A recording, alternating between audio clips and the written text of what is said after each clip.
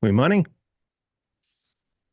Yeah, I just had to do something All right.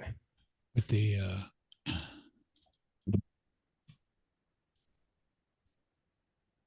How you just in feeling? just in time. I started getting a freaking headache before I came in, like a real bad one. Like eyes. All right, Jesus. Back it up, boys. Okay. Go back. Where's my workplace? There we go. We go to I don't want to record. Thank you.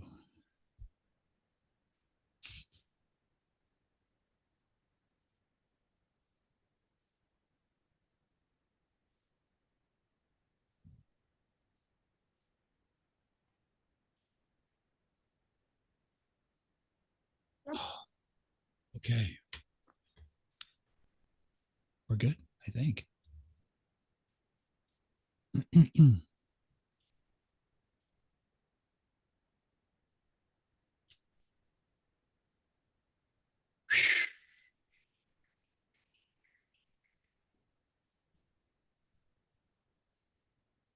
Test one for good measure. Test, test. Do I Yes. sound as good as I look? You you look better. Oh, thank you. Let me see. It's 59. We'll go.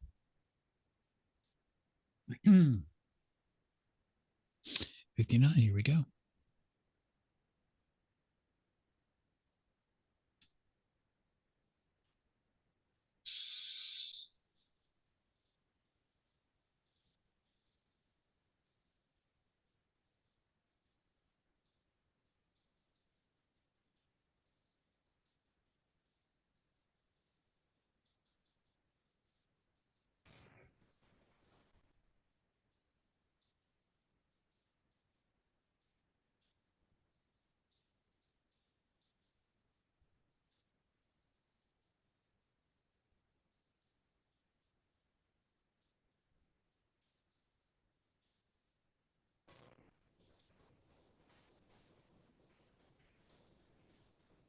Indeed. Yes, indeed. Yes, indeed.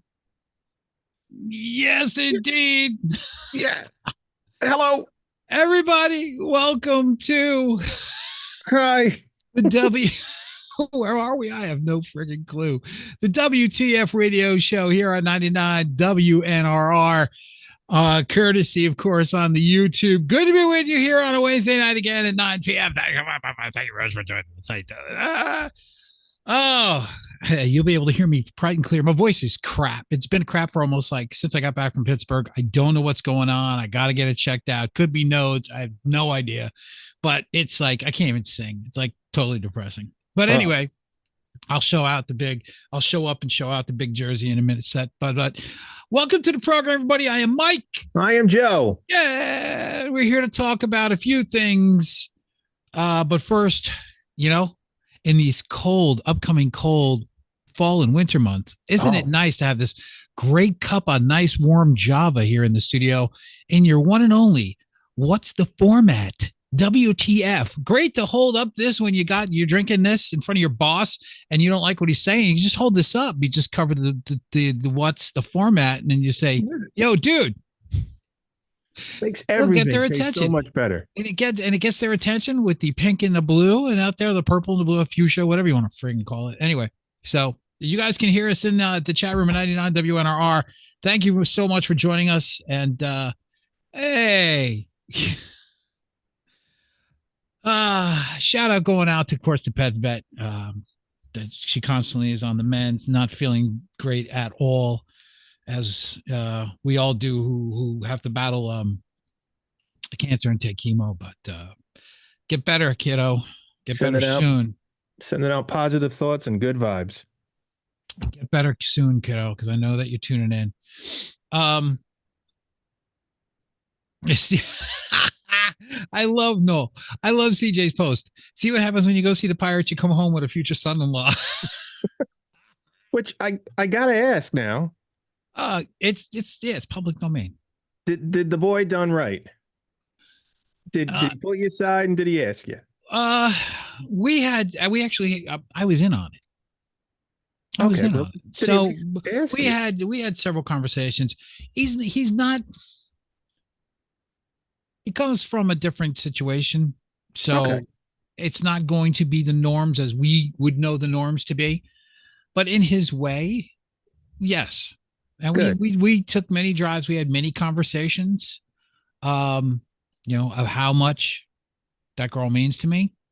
And passing the baton means a lot, and that's very very hard for me to let go. So you're gonna have to give me some leeway as a dad to kind of learn to back off and trust and stuff like that. So don't think that I don't trust you. It's that this is who I've protected half my life. So you have to forgive me if I'm not ready to just throw it all there and just go, okay, now you handle it. No. That's not how it happens. So, she needs to leave and come see dad. She could do that, so we gotta learn this. There's a learning to deal with the meltdowns and learning to deal with the tough moments and stuff like that. So we're finding that balance where we're both there in the capacity, and he doesn't lose any, say. Obviously, it'll Right. be his wife, so he has the say, but yet I'm still in the loop as far as, hey, maybe you shouldn't be, or decision making. So that the very delicate balance in that kind of situation. So that's where we find ourselves. By the way, thank you for and Joe Mike is foo bar. Let me see. Joe Mike is foo bar, methinks. I got you in there. Keep talking. Bring that mic close. Okay, how Say much boo. closer? Let us move. How's that? So I got a very Barry White kind of voice. yeah. But did you also tell your future son-in-law that you got connections in Pennsylvania Yeah. with a lot of open land and at least three alibis? So Yeah, there's a lot. There we go. They said they can hear you now. okay, good. Good. Um, so before we get into the subject today, and this kind of fired me up again, but um, you know, I don't know. I don't know if I should be talking about this. It needs to get. I think it needs to get talked about, but I'm not going to go into the political aspect again. But here we are again, another situation. And how the hell does a 14-year-old go get a gun? Yeah, that What the hell is the problem? How does a 14-year-old, and you want to talk about this? This is what I call responsible. This is called responsible gun ownership. yeah, How about this? it starts in the home. Also, I have I'll put this out there, Joe. Go put ahead. it out there. You're right. It does start in the home. It Starts does. in the home. But how about this? If you ain't got an IQ over 110, you don't get one. Because if you're stupid enough to leave your gun hanging around, you don't Yeah, deserve to have one. yeah. I mean, I grew up. I wouldn't say an enthusiast, but we grew up. My father was a hunter. He hunted, and he had handful of rifles and stuff. But we also had a place to go shoot it. Mm-hmm. And truth be told, every time I picked one up, he's like, "You never pointed at anybody ever," and that was instilled. So I always, I enjoyed shooting. And then one time I said, "Ooh, take me hunting with you," and it was really boring. And he goes, "Well, you know what we got to do after we shoot something?" I go, "What?" He goes, "We got to gut it." I'm like, "Yeah, I'm good. I'll Yeah. pass." Look, So again, they were in the house, but it was instilled that they were never really used. Plus, I never knew where he kept them. And that was that. I mean, we have close friends who they are enthusiasts and they are extremely responsible. It starts in the home. He taught his two kids how to shoot, and he taught the kids the respect and responsibility of owning one. mm-hmm. And it's not something to be taken and dealt with lightly. There's a lot of responsibility and a couple of do's and don'ts that are kind of a given. Mm-hmm. But again, I don't know anybody. Again, a kid walks to school with a gun, and yeah, on top of the how in the hell did he get it? You're right. It could have More been in a importantly, duffel bag, put it in his locker. He was why did he need to bring it? well. The funny thing is, you brought that up, and then it's we're not even. This is live, guys. We're not even. This is not programmed or whatever. So we're just flying off of each other. His statement right there, Joe's statement, is a great lead into what I was thinking, because back in the day, and look, I was one of them. Before I got bigger and started beating the shit out of the people who made fun of me, I was one of those kids who got made fun of. It happens. It's welcome to growing up, boys and girls. Yeah. People are cruel. It's going to happen. All right. Yeah. It's sadly, it's going to happen. All right. We're trying to improve. I know my kids don't say boo about anybody. I've never heard them put somebody down ever. Like literally, Ellen and Aaron have never put a single soul down from what I've heard, because they know what it's like to be on the other side of that. Yeah. So with that in mind, back in the 60s, the 70s, the 80s, when we went to school, this shit didn't happen. This didn't happen. You got upset. You might have gotten into a fight with the bully or the teacher. You didn't like the teacher, but you didn't have the right to go into a school with a gun and start blowing people away. That happened. Yeah. That started with Columbine. That's when it happened. Really. I mean, it happened in Ireland, and then they took the guns out of their country, and they haven't had an incident like that since. Back in the 90s, they took the guns out. They said, gone, done. They haven't had shit of an incident like that. So let experience be your teacher on this one. Okay. Sorry if I'm a little fired up, guys, but this is so damn important. And us, we don't talk about politics. No. Damn it. This needs to be dealt with. And you know what? It's going to be a fly on the wall bullshit. No one's going to do anything, and we'll wait till the next one, because that's who we are. We stick our head in the sand. We don't do anything about it. And then next thing you know, it happens again. Oh, thoughts and prayers, until the next time. Yeah. And I'm telling you, I don't know about other places, but schools no longer have power. Principals no longer have power. Exactly. The power shifted. We need Joe Clark in every freaking school. Yeah. First they called me Crazy Joe, then they called me Batman. Seriously. It's gotten sad, and the whole the whole bully situation. It's what's funny is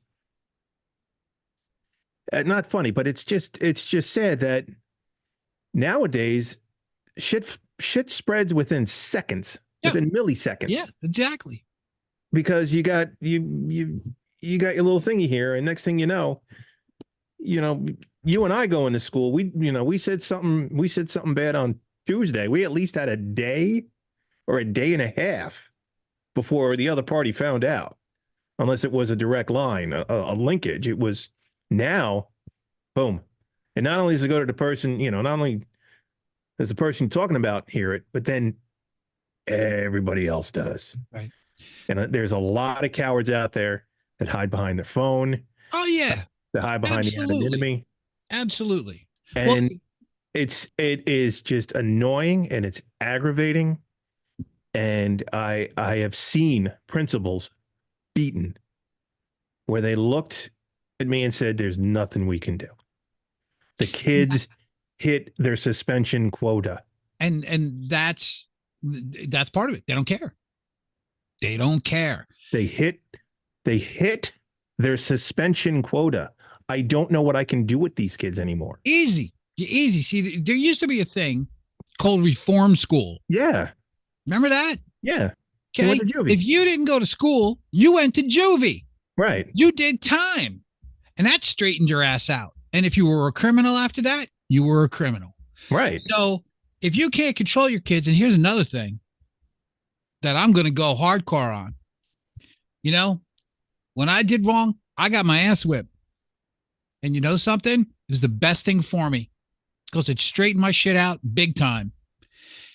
This whole thing about hands off, you can't do anything, to me, has created such disrespect to elders, to people of authority, because, hey, if I could sit there and yell and scream and call this person an asshole or whatever expletive I want to and not have any repercussions, guess what's going to happen? Nothing. I'm going to be able to do more, and I'm going to push the envelope. Well, if you don't learn to shut the envelope, you're opening up Pandora's box. So you need to put a clamp on that shit pronto. I'm not saying that you go and you beat your kids. I'm not saying that. What I'm saying is that there's no repercussions. Remember when we were raising our kids and all these other parents put their kids in timeout? Timeout? Are you kidding me? Timeout? The timeout chair? I just told my mom to F off. I get the timeout chair. My timeout chair with the kids would have spikes on it if they said that to their mother. You kidding me?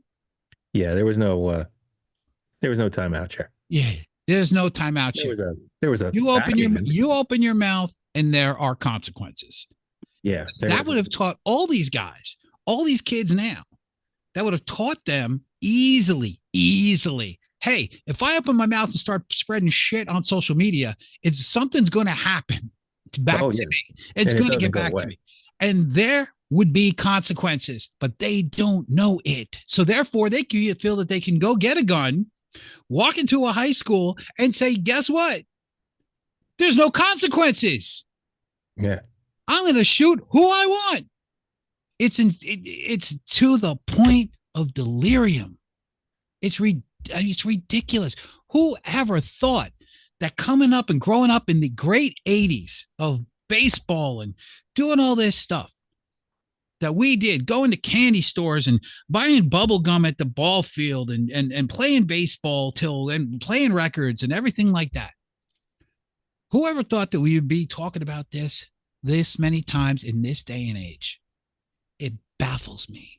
It baffles me. Oh, after we graduated, finally, I don't know if it was a thing or not, but we made it a thing because we had nothing going on. We went back to our old high school, first day of school. We walked right in, and like we knew everybody. We didn't go anywhere, and we just walked around. And then after a while, we left.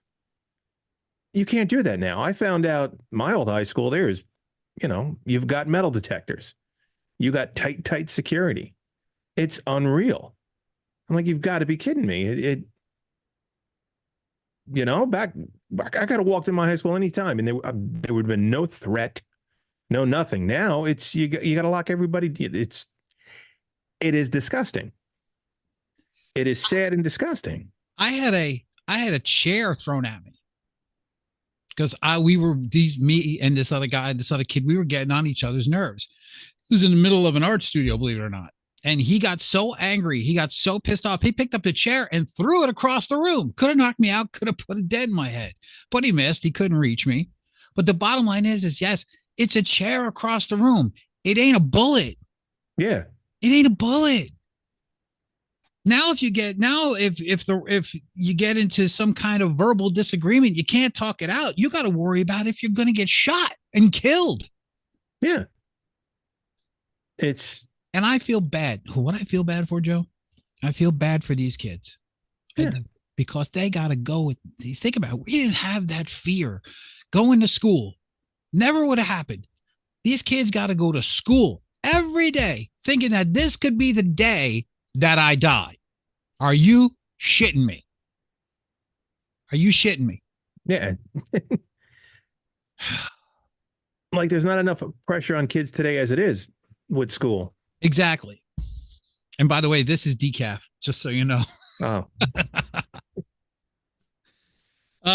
But I will say this, and we're talking about schools, but we're talking about something positive. How do you like that one right there? Oh, $80,000 to my kid in loans for him to go to school I signed for, and all I got was this really kick-ass baseball jersey from Ryder. Okay. There you go. How about that? That's a fair trade. Yeah, not bad. I get to wear my hat sideways. Yeah, what's up? So I got my oversized baseball jersey. Yeah, that's right. I'm talking. Yeah, you got to I'm get the such a visor now with no top, so your hair I'm sticks such a out. dad. It's bad. And guys, anything you guys want to add to the conversation? You guys are going through it in the chat room and stuff like that. And that's great because there's our friends from Canada and they have their thoughts, which are obviously going to be slightly different from what we got to deal with here. But you guys have chimed in, and thank you so much for chiming in. It's very important that we get all these. And I'm going to look through this whole thread later on. I want to read, because the people in here do have guns. And look, so when we went to the farm, I had a great time shooting. I was pretty damn good at it too. I knocked the hell out of those clays. Yeah. That was a great time. Pulled. Done. Yeah, exactly. And that was it. I found out I was a pretty damn good shot too. My high school had a rifle team. And for the duration of the 4 years that I was aware of it, they were undefeated. They were undefeated state champs. Senior year, they went to Texas and took on the Olympic team. Those crack shots from Union. Yeah. And you got these guys, from Union, and I'm like, and I think once the teacher retired, I don't know the story. I'm not about to tell the tale, but I will say that there was that. I mean, they had a rifle team. I don't think they have a rifle team anymore because you can't really show up to a match with a Uzi. It's a 22 scoped, and it's Bob Dylan.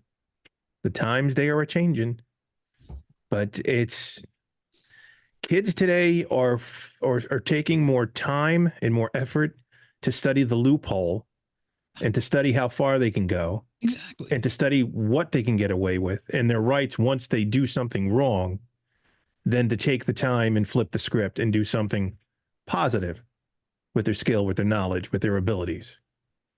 And it's a shame. You just, you want to walk around with a wiffle ball bat and just smack stupid people. And that is, again, that's the thing.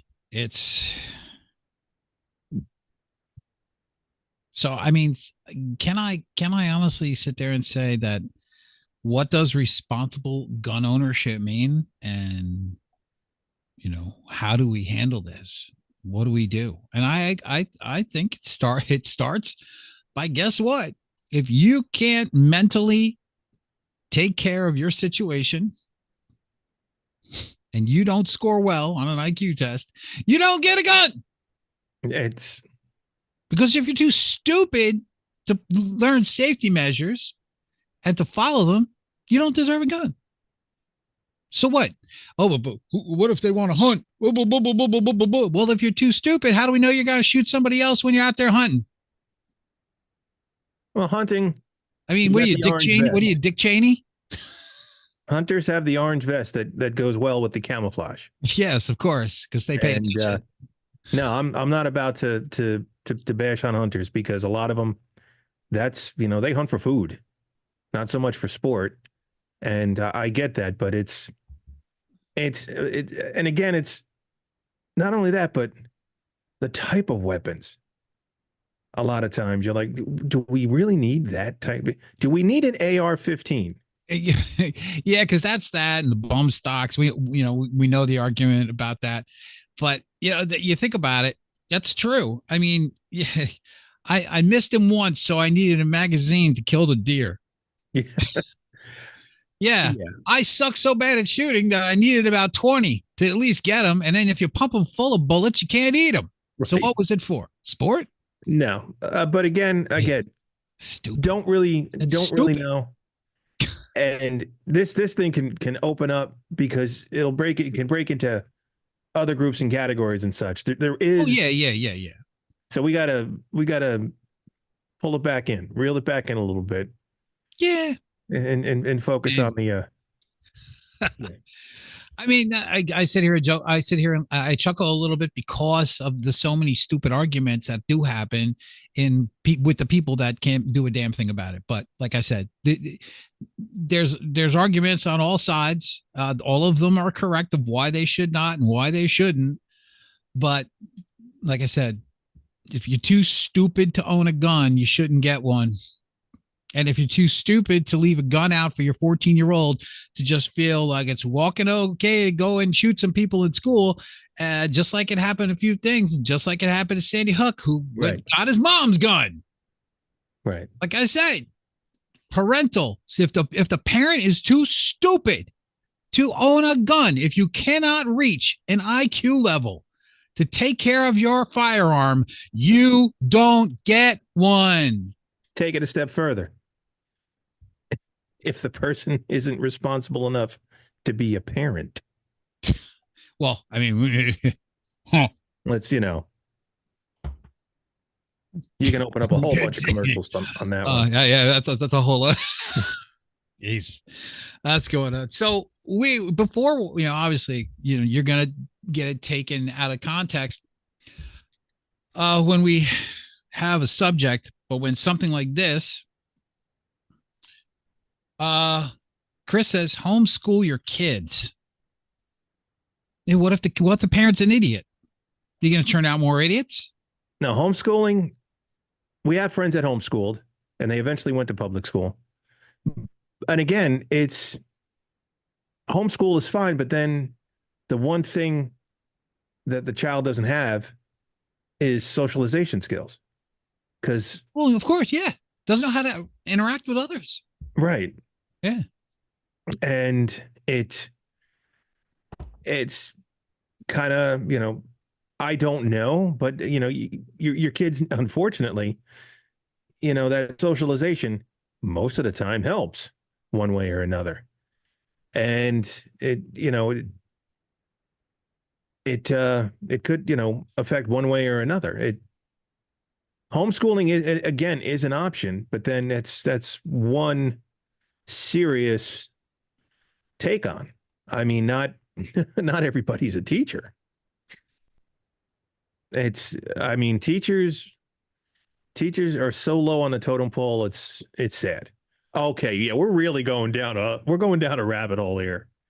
Yeah. Yeah. No, I know. I mean, it's because you see how easy though that is though. Yeah. When you go down and start getting linear and you start breaking it down, you can go into so many different silos. And next thing you know, you almost take away what the base argument is, or what the base discussion, I should say, is. And that is that there needs to be responsibility. And there's none. There's no responsibility. There's none on the parent side. There's none, obviously, on the kid's side, because there were no repercussions. When the kids started going, oh, I'm going to call DIFUS, or I'm going to call this other thing because you hit me, or blah, blah, blah, blah, blah, blah, blah, blah. Exactly. It's not abuse. I mean, it's not, you got to teach kids responsibility. Teach kids repercussions for their actions if they do something horrendously wrong. And that doesn't happen anymore, which is why they feel they can get away with anything. And to prove this point, I have never seen, Joe, so many kids jump from building to building. Like this is a normal thinking. They don't even have a fear of dying.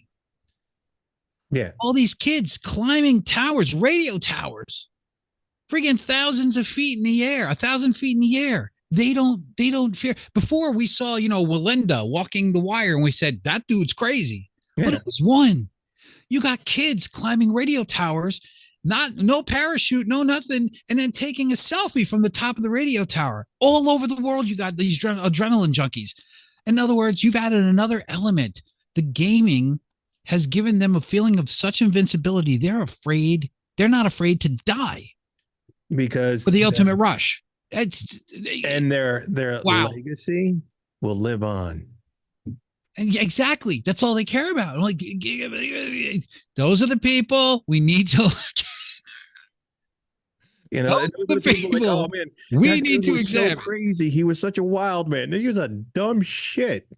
Is what he was. You gotta be nuts. You gotta be nuts. You gotta be, you gotta be a little insane if you're going to climb that high of a tower and not do anything, and just without any safety. That's like jumping out of a plane without a parachute. I mean, who you are? Keanu Reeves? Great soundtrack, though. killer Yeah. soundtrack. Keanu Reeves, isn't he that actor in John Wick? Oh boy, yeah, I gotta fix the bottom of my mug. It seems to be broken because, yeah, Jesus. So 30 minutes into the program now, um, which is probably, this is, I thought we could make this together in 90 minutes or less, but it doesn't look like it. But we're gonna switch gears and we're gonna talk about music now. Miss Effects did a yeoman's job. What does that even mean? A yeoman's job. Excuse me. Man, that's a good job. Um, talking about New Jersey and everything like that, but we're going to give you the real lowdown on New Jersey rock and roll because we lived it both in different ways, but we lived it. Joe grew up in Union, close to the clubs that I would wind up playing in. Joe actually became an integral part of the band that I was in, not in the band singing, so to speak, but part of the band and of the machine that became the band, Impact. We'll talk a little bit about the guys in the band because I want them to hear this. This is my opportunity. Well, not all the guys. Yeah, maybe all the guys. Not all.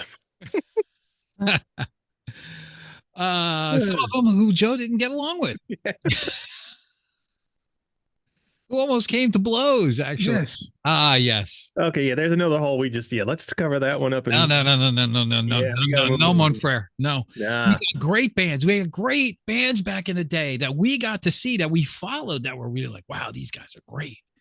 We got bands that became big in our area that I wound up knowing and befriending and interviewing later on. By the way, if you didn't catch them, I released 3 Vault interviews on our YouTube page. I'm releasing 8 more in the coming weeks.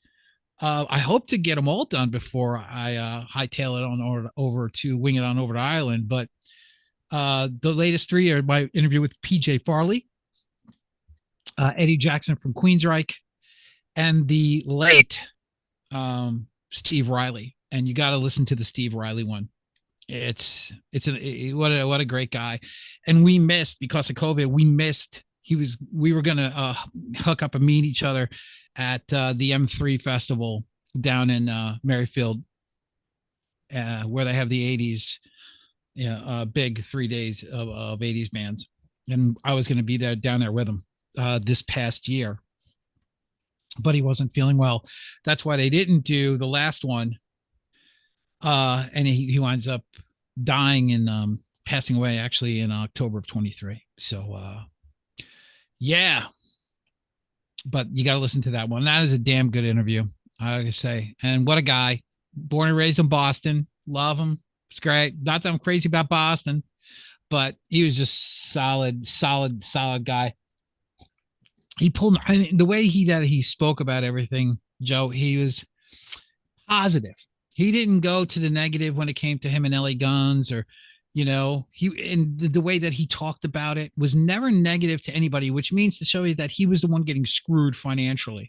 Drummers usually do. But I can understand why he did what he did in forming Riley's LA Guns. Right. Because number one, when Phil got back together with Tracy, they weren't going to pay him. They weren't going to pay him as an equal member of the band. In the beginning, they did. They all had equal shares to whatever LA Guns made. That was part of the deal of him leaving Wasp. But you'll hear that in the interview. Very in depth of what went on. Very in depth, but not negative. And that's why I fell in love with this guy, because it was never negative, and he was always positive, and he had that in him. He was a good guy. He was a good guy. Solid dude. So go and check out that interview when you get the chance. So Joe's up in Union, but he also, now here's the funny thing. I remember, who were you dating at the time? Cindy. Was it Cindy? I think it was Cindy. Very probably. She was in a brick house. Yeah. Okay, Cindy's house. I Yeah. remember I was I was in the front, and then like I moved to the back. I don't know how that worked, but I remember being in the car. I might have been in the back seat, and you were talking about Danny and the characters. Yes. Remember the Danny and the characters? Yes. Was the Danny you were talking about in there Danny Roselle? No. It wasn't. It was another Danny. Yes. Okay, because lo and behold, I Danny didn't pull out. I got the characters disc. I didn't pull it out. Yeah, lo and behold, Danny Roselle, who I follow, and we're going to talk about his bands. He's actually was doing something recently with the characters. Yeah. Danny Salazzi is with the characters. So it's probably Danny working with Danny Salazzi. Probably like, I believe the original, like Danny, the Salazzi, the lead singer, he is like the only original member. And the guitarist I knew pretty good, Chris Roselle. He is no longer a character. He's got like a little band called Carnaby Street, and he's all over Facebook, and he's a super nice guy. He related to Danny? Who? Is Chris related to Danny? I don't know. Ooh, well, that would be something to check out then. So, but that's all I know. And yeah, I have the character CD. But he's still playing under like the character's name, but it's pretty much him and, backing musicians and so forth. But no, I knew Danny Roselle a long time back in my not to brag, but I used to be a jock. Tried it for a year, didn't like it. Played football with Dan Roselle, so I knew him. okay, I knew of him and all that, but then our paths recrossed when you got to know him well. right, exactly. Well, Danny Roselle was in, I guess we'll go into the ones and then the bands. I want to, because there's a lot to go through and I want to get through this as much as we can. But Danny Roselle was a main player in the band called Senescence. Senescence was a big band out in Union in that time, that whole Somerset area. They were big up there. They were doing a lot of things. They were getting a lot of, but the songs weren't there. The look was there. The songs weren't there.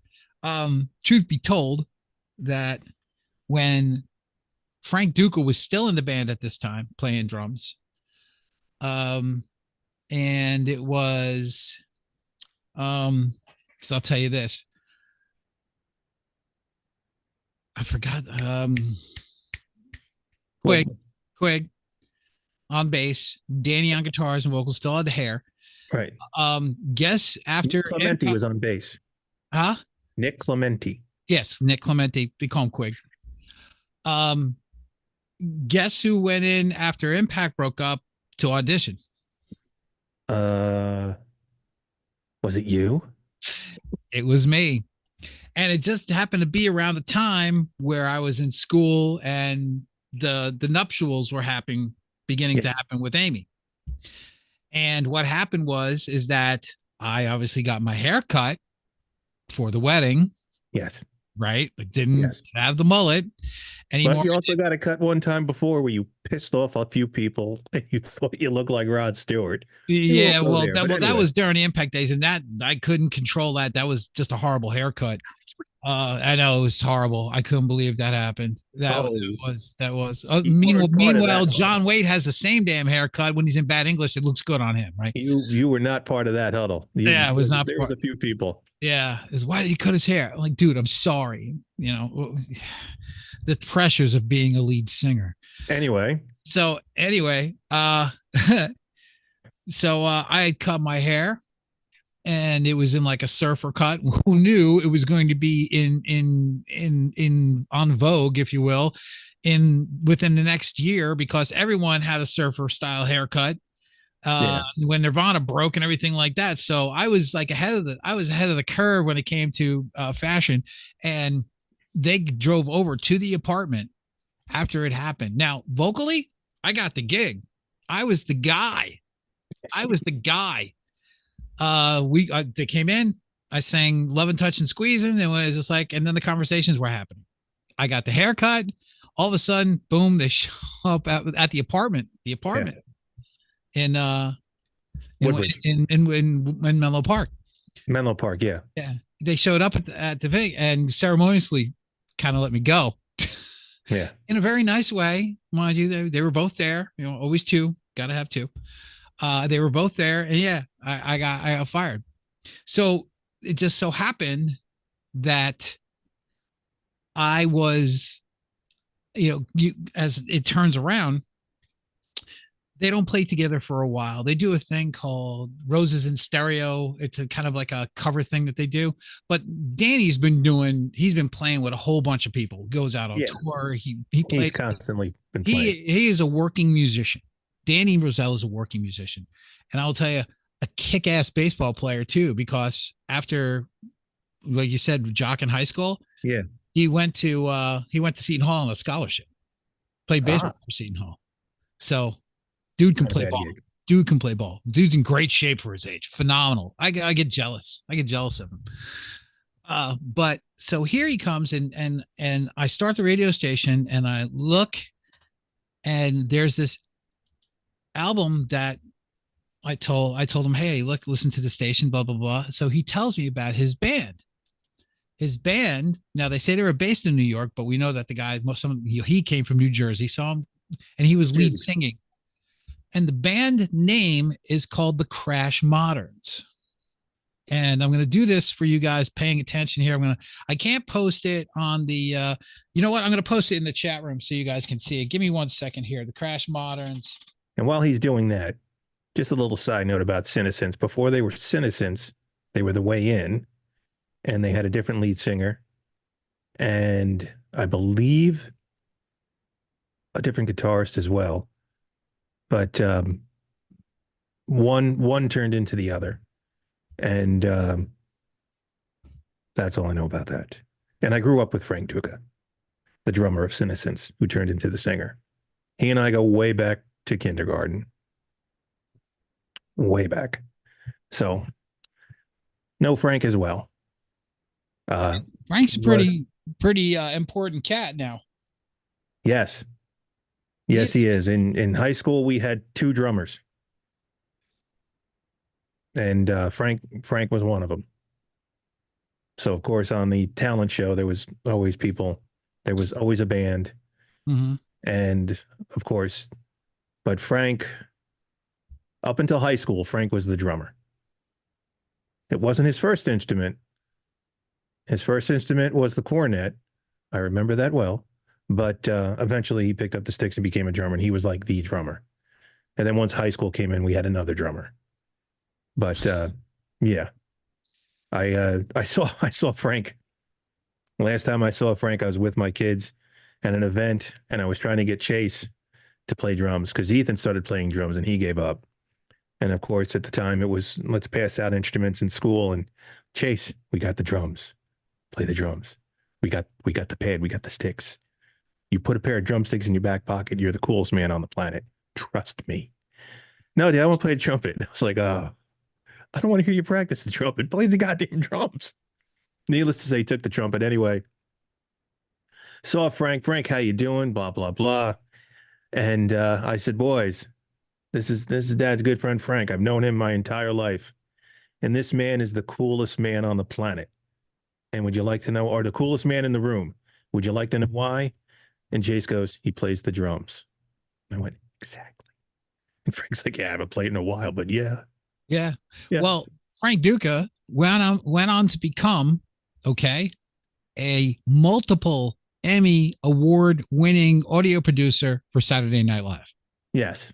Multi Emmy award. And there's a photo of him in Oscar's house on Sesame Street. That's all you need. Never mind the Emmys. That's all you need to know. Street. So Danny has also formed a band called No Soap Radio.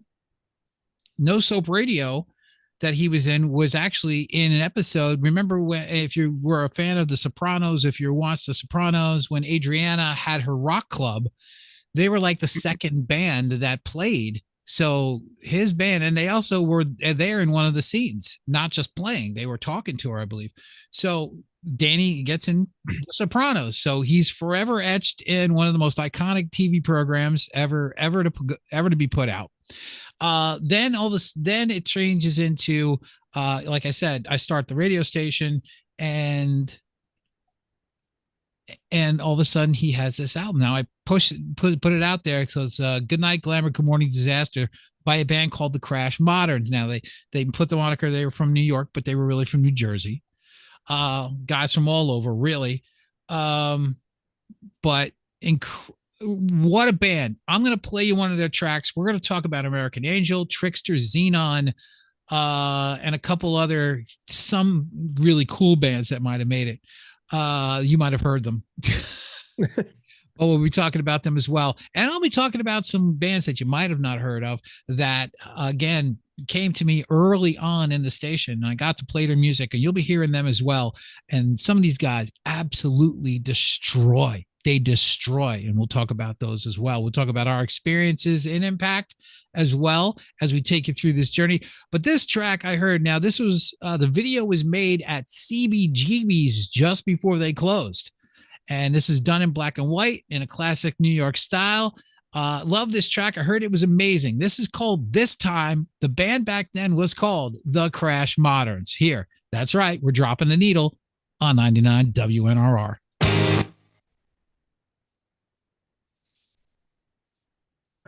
This video. The old war Converse.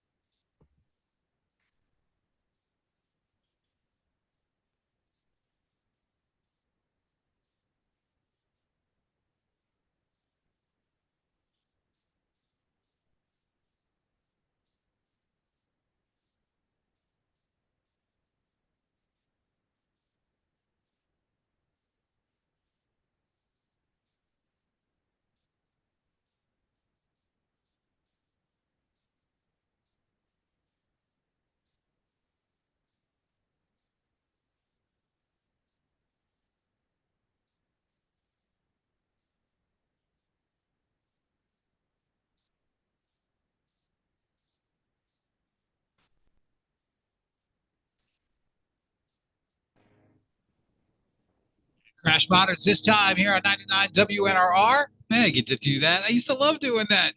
Uh, the all album, great songs, great performance across the board. Loved everything about the record. But the funny thing is that I came in on the tail end of it. All of a sudden they did another EP, and all of a sudden they had a lot of label support. They were doing showcases for other for Epic and all these other labels and stuff like that. But it ended. And there was an outgrowth band of that with a couple of the members from that called the Waking Heroes, which I do have a copy of, I believe, right here. Nope, I don't. I do, but I don't. I do have a copy here of the Waking Heroes, which I actually booked them. Another great band with great music, similar to what you heard with the Crash Moderns. And then a couple years break, and then went back with his old buddy Nick and formed another band called the Mylars. The Mylars have kind of like I'm going to say like a Tom Petty, the same kind of vibe as that, but a little bit more Americana, Tom Petty-esque, so to speak. Mm-hmm. But you definitely know it's Danny writing great songs with a great band. That's for sure. And he does a phenomenal, so everything that he's done, honestly, I wasn't a fan of Senescence. Wasn't. Huh? What was that? No. No, look, I'll tell you right off the bat, if the songs are there, the songs are there. Put it this way, what he did later in life, what he did with Crash Moderns, with Waking Heroes and the Mylars, pales. It's not even close. It's not. I know that's a growth spurt. He was the thing about Danny. He's been great in anything he does. Really, I mean, he was the anchor in that band, and back in the days of Senescence, he almost got us killed one night. I don't know the other gentleman, but this gentleman was a drummer, and he played with Danny. And they were at Club A, and during sound check they played Hide Your Heart. And I think at a bachelor party, after the bachelor party, where does one go at 2 a.m? And we went to White Castle, somewhere by you or somewhere on Route 1 or something. Oh, the one probably right in front of me. I'm not quite sure. Yeah, it's right off of the exit on Route 1. And that's right in front. This was a different White Castle. Oh, different White Castle? Different White Castle. Never been to this castle. And it was just the 4 of us and maybe 2 other people. And then it was like a busload of people unloaded. And the place filled. We're all pretty quite comfortable. I've heard the story. You were there. That's right. I was there. And we're just like, holy shit. We're going to die. We're going to freaking die. Long hair and our friggin' Danny turns and Danny shouts out to the guy in front of me, hey. Who was that? The guy who started at the table, our table. Who was that started yapping? It was Danny. It was Roselle? Yeah, he goes, hey, this dude's getting married, man. Oh, that's right. That's right. And these guys looked at us. Was it Danny? Yes. Hey, this dude's getting married. I'll never forget it because everybody else in that place looked like the Palomino Club. That's right. You know what? That's when I was in the band. And just after I came back is when they said no. Yeah, that's right. Wow, thanks for correcting me. There was a drummer. Like I said, and I don't know the kid, but I don't remember him. But I remember after he said that, that's what I said. This is where I die. We're going to die. And I just looked at him like, will you just, dude, all I can think of is, you mind if we dance with your dates? Sure. Not at all. We're going to die. Yeah. I was like, I got out there. I was like, dude, what the fuck are you doing, man? Yes, he's getting married, but he told, yeah, that one stuck with me. That's a good start. Forgot about that. Yeah. I forgot about that story. He's getting married.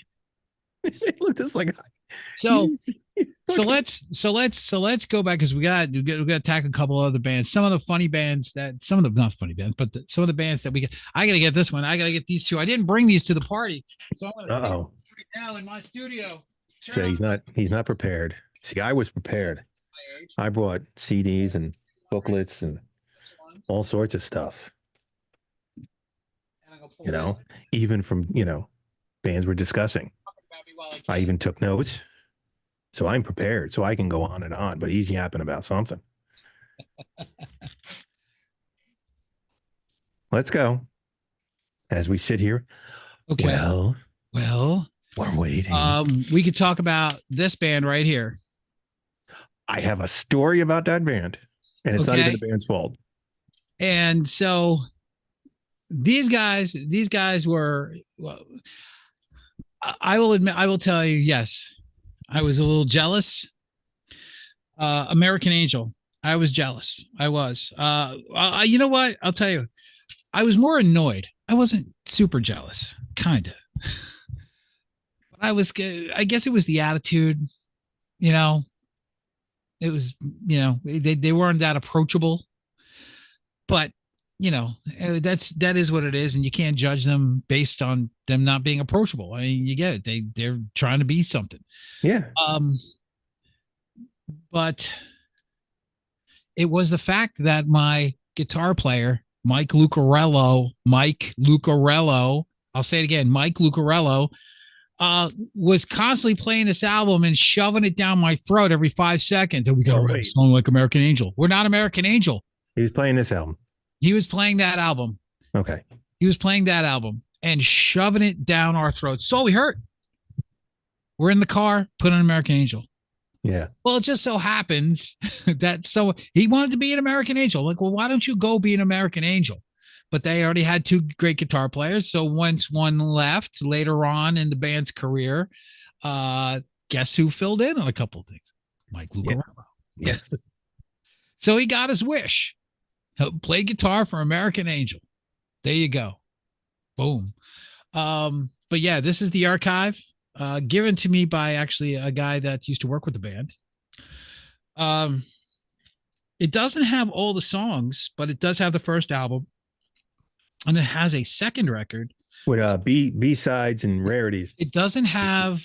It has Lady Radio. It has Lady Radio. Yep.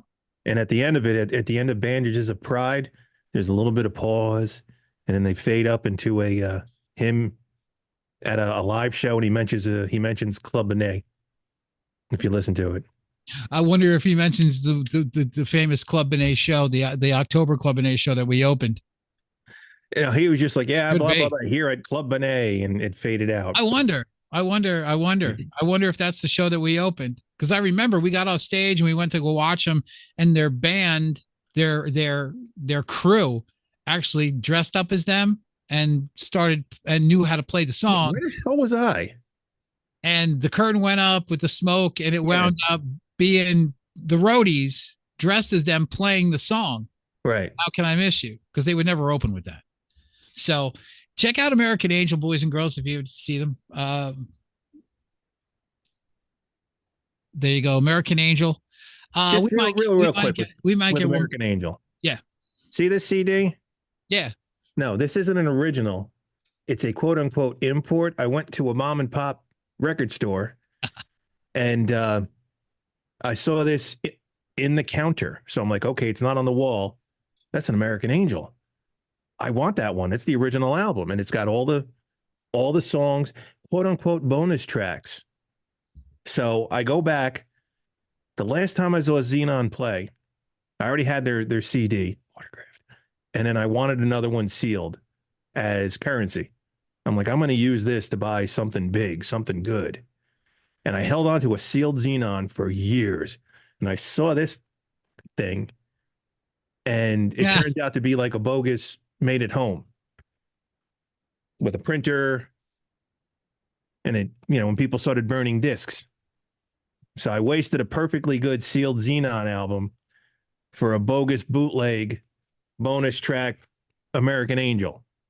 Not happy about it. Burn. Yeah. So needless to say, I bought that one you just showed, and of course you had to get the EP Oh, with. so you have this one. Yes, You have the archives. right. Yeah, I bought that at Vintage after I got married, Nice. and then you had to get the EP with Best Part of Christmas and Open Up the Balcony. You just needed those. But yeah, that's my So good American to see Angel everybody. story. Good to see everybody giving love in the chat to Pat Vet after we gave her some love to start the show. Thinking about her, hoping that she's feeling better.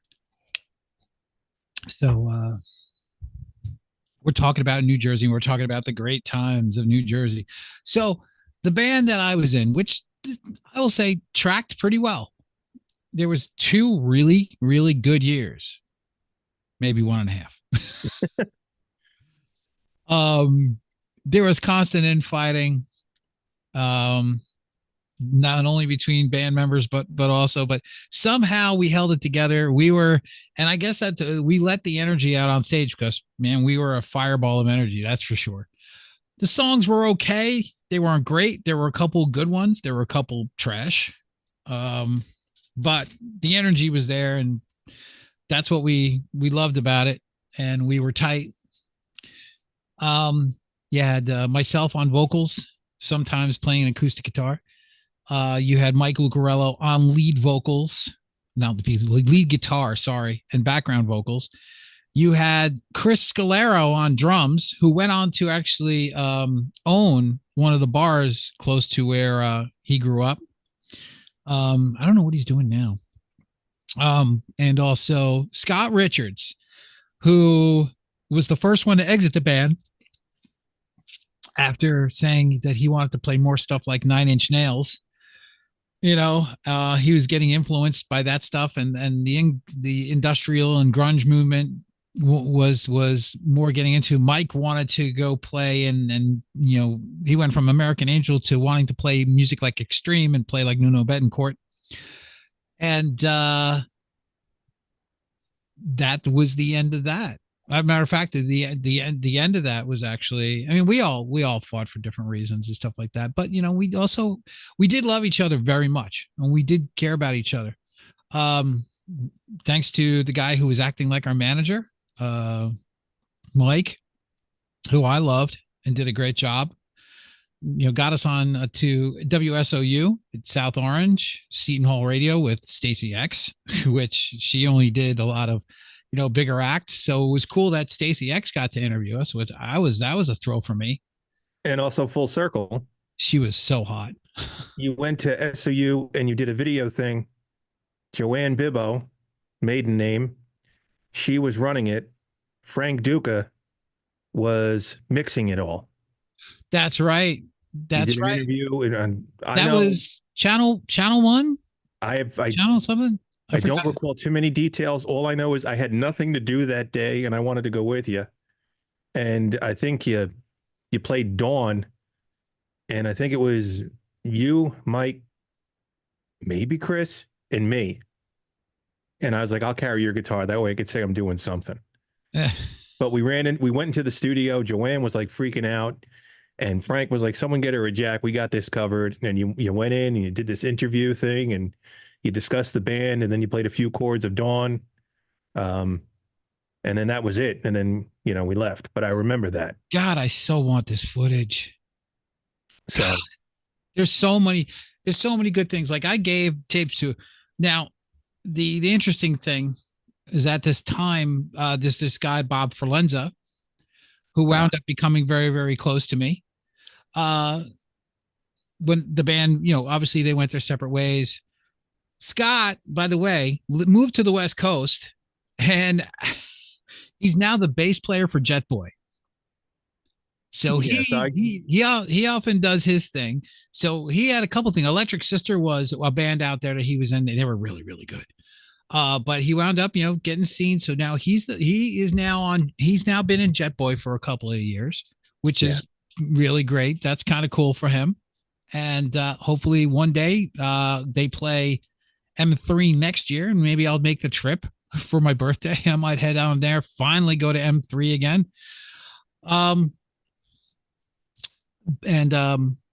But after that broke up, Bobby, who is now an exec or the head of editing for documentaries at HBO.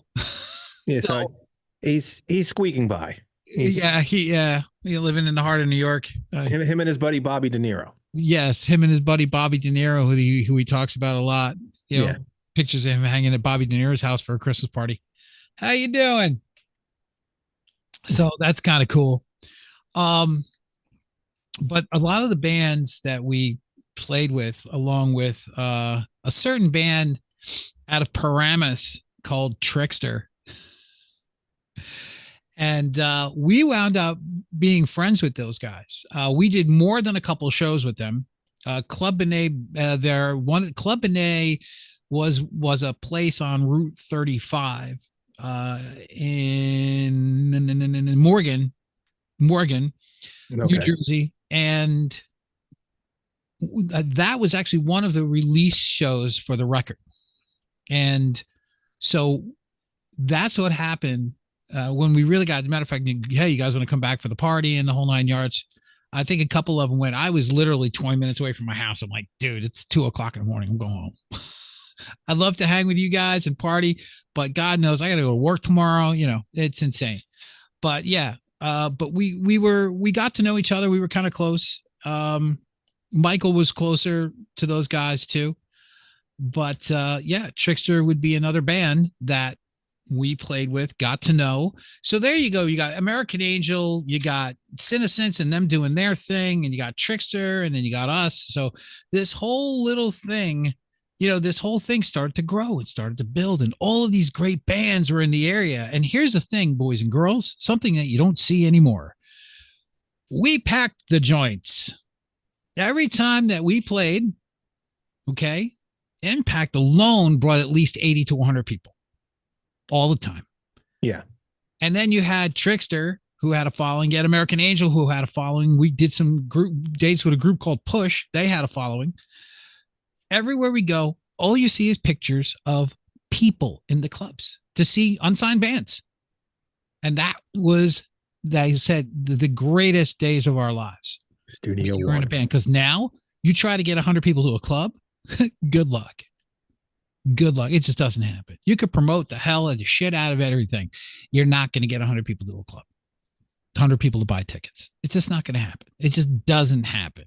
I don't know how good you are. The only band that I've seen that played a club is a band out of Thunder Bay, Ontario, Canada, called the Honest Heart Collective. They play a show. It is packed, neck to nuts. It is packed. And good for them, because they are one of the best bands out there that doesn't have a major label contract. And I will vouch for that. But we're going to stick back to New Jersey. Yes. So we're talking about. Remember with Trickster, I was at Club Benet during a sound check. I remember the sound check. I don't know why. I don't know who I was with. Probably you. But I remember the sound check. But I don't remember seeing them. I didn't stay for the show. I remember seeing American Angel. Stay for that show. Yeah, I remember seeing American Angel and Xenon at Club Benet. Yes. That was a great show. Yeah, that was a great show. We were there for that show. But I don't remember. Matter of fact, we went to that show. You and I went to that show. Because you wanted to see Xenon and I wanted to see American Angel. That ring a bell? I thought I went with John. John could have been there. I know I was at that show. Chef John. John the chef. Chef John. They call him Chef John. Hey, the man can cook. So I'm going to give you a song. I'm going to give you a song by Xenon, and I'm going to let Joe talk about him. And the reason, and I will tell you my one experience where I said, holy shit. First of all, well, we can talk about him first. This band musically blew everybody else away. Out the door. Go ahead, you can show it. Yeah. Yes, I 3. This band, as far as a local band, forget about everybody else. I mean, they all wrote their songs, good stuff, great bands, American Angel and Trickster. This band, from a musical standpoint, blew everybody else away talent wise. They just the songs were different. They were showcasing themselves, but oh my God. And for me, it was a little bass player Oh, Irene. named Irene who basically I I fell in love with the woman because she can play better than anybody I've ever seen. She was so good. It's evident in this song. Listen to the bass solo. This is back in 1987, 8. I'm going to say it came out in 88. What year did it come out? Oh, dude, my glasses. Liner notes, baby. Liner notes. Let's go. Quickly, quick. You know what? I was too busy showing off the autographs. I have to go to the eye doctor. My batteries are low. 89. 89. All right. This is a song from America's New Design. That's right, correct, right? I get that right? Okay. The song is called A Night to Remember. This, what we say in the industry, is a cracker. Absolutely. Crank it up here on 99 WNRR.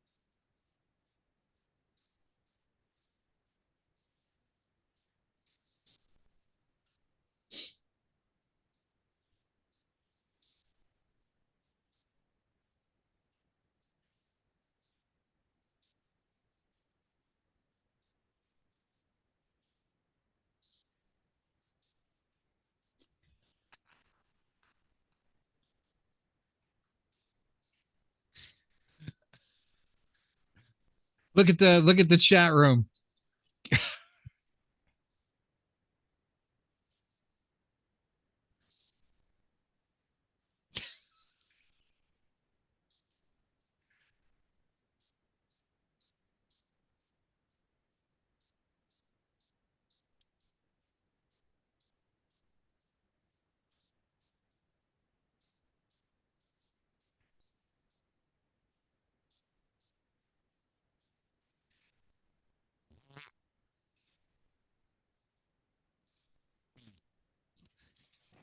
I had to add that in there. Yeah, ladies and gentlemen, that is Xenon Night to Remember. Yeah, I'm really gonna like kick Miss Effects like straight in the ass because she plays with this shit. She doesn't know what's going on, and Haba, guarantee you, because she doesn't know what she's doing, she's clicking buttons. Half the songs she plays are definitely not in the key that they're supposed to be in. Because again, I was just like listening, and I'm like, this is not the key or the speed this song is. So I had to recorrect on the drum solo. The speed of the actual song. And I'm like, you know what? She's grounded. That's all. She's grounded. She touches another damn button on this thing, but she's grounded. That's all there is. She's grounded. No, I remember hearing that song. We were driving around and it was in the car and my mouth dropped. I was like, who is that girl? Who is that playing bass? What dude is playing bass? And then Joe looks over and he goes, it's a chick. When I heard it, I was with Lucarello with Mike. And back then, nobody told me to listen to anything. I knew music. Nobody tells me, I tell you. Not proud of it by any means. And they're like, dude, you just got to hear this song. And I listened to it and I was just like, who is this? Like, that's Xenon. That's a chick. Xenon. I was like, shut up. It's like, okay, where do I get this? Yeah. And I got it's funny story, got my hands on the CD, wound up bowling in a league. The guy I bowled with, his daughter babysat for Joe's kids. The lead singer is Xenon. Lead singer, yeah. So I'm like, if I give you it, I'm going up to a 13, 14-year-old. I'm like, if I give you a CD, can you give it to your neighbor to sign? She brought it back the next week. They all signed it. I was like, that's really cool. But I saw them a few times. I saw them once where they were playing for somebody at Club A. They were trying to get signed. And I wound up knowing somebody. I was able to go backstage, which no big deal. And Joe came off the stage like, dude, one more. We got to do one more. That was rocking. That was kicking. Let's do, what are we doing? He was pumped. Mm-hmm. And they did Slide It In by Whitesnake. And they went out and did it. And I'm like, dude. Is that shit? I was like, dude, your songs sound better than the one you just covered. I was like, yeah, this song's okay, but dude, no, it's love this band. Yeah. Whenever I could go see them, I tried. And never did they ever sound bad. Never. Follow them on Facebook. They just played somewhere, like down the shore. They put together an impromptu show and played some music and still sound good. It is unreal why that band pirate hooker. Why they got signed is beyond me. It's just, baffling. Hi, my name's Jody Leaving. Imagine having a job like that, working in a tunnel. Oh man, shit. So this is all, by the way, if you look at New Jersey, this is all happening, like cut the state in half, like literally cut it in half at Sandy Hook. And this is all happening in the northern part of the state of New Jersey. There's a central Jersey. Yeah. There's three parts of Jersey. Exactly. Well, there is three parts to Jersey. Well, central. I mean, I grew up in central Jersey. It doesn't exist. No, it's either North or South Jersey. Once you cross over the bridge to the Amboy multiplex, that's true. Once you're in the Amboys and cross over the Victory Bridge, true. You're in South Jersey. Yeah, you're not in South Jersey. You're in Central Jersey.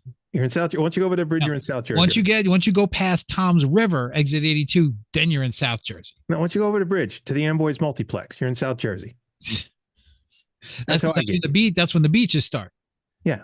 Okay. And in Central Jersey is where it's pinched. Yes. So this is all stuff is happening north of the border, so to speak, or north of the Mason-Dixon line in this case. Somewhere. But meanwhile, there's a couple things brewing. One, there's a great band forming at the same time in the late 80s, early 90s. And here's the story on this one. Before I became a singer and went into New York City and trained with one of the best, I was a drummer. That's why we get no love. We got to go learn how to sing. And so while that part of my career was going, before that, I literally couldn't play drums anymore because of a severe tendonitis issue, which still pops its way, rears its ugly head from time to time. But no way near as bad. I couldn't even write my name. So I sold my kit at the time. It was so much stuff. It was worth like $2,800 back in 87. That's a lot of money. Yeah. So, but what I did is I took 2 weeks and spent it in St. Martin drinking. I drank up a drum set and came back as a singer. So my good friend from high school, Rob Tanico, who played bass, and I used to play with Rob Tanico in Cliffwood Beach, New Jersey for eons. We would jam on. Just me and him, me on the drums, him on the bass. We would play Rhyme of the Ancient Mariner from start to finish. No problem. We did it so many times. Guitarists couldn't. So that was my battery mate in, grade school. Really. It really was. He was the bass player I always wanted to play with. Tasty as hell. Ironically, that band used to rehearse in a house in Homedale across from the street from where our keyboardist was. The parents didn't want the band in the house anymore. So we needed a place to rehearse. This kid who was an upcoming metalhead let us rehearse in his house. Mother gave him permission. Unfortunately, his dad recently passed and his mother didn't mind us being in there. So we rehearsed in the living room, literally the living room, one of the living rooms. It was a big house. And the kid wanted to come out, had a beautiful brand new red Gibson Explorer, gorgeous, but he was learning. He was beginning, he was learning. So he wanted to play with the band. It was like, yeah, we got one guitar player, and the guy didn't want a second guitar player. His name was Alan. He didn't want a second guitar player. So he wouldn't let the kid in. We had him play rhythms a couple times, but it was just too much. It was too much sound. So lo and behold, that kid happened to be Mr. Gordon Brown.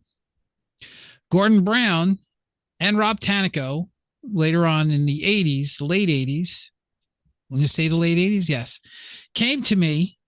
And I had gotten home and I was doing the vocal stuff, and however I was with my career, I don't know if I was working with you yet. I might've been, and in union, but they came to my house and I used to have my drum set set up in the basement, and they came to my house, walked down the basement. And actually, they sat on the basement stairs and they said, where's your drums? And I said, I developed a bad case of tendonitis, tried to play with this Guns N' Roses crap and heavy sticks, not big nylon sticks that I didn't realize was doing damage. And I used to hit like a ton. I used to rock my drums all over the place. Yeah, I saw you break a snare drum once. Yeah, I did. Yeah. And so I hit pretty hard, and I wasn't trained. I was amazing. I was able to play drums for that long. So they asked me what happened. I told them that physically I couldn't play drums anymore, that I was doing singing. And then we talked, we said goodbye, and they left. They were asking me to play drums to be part of this band right here that got signed to SBK Records called Mr. Reality.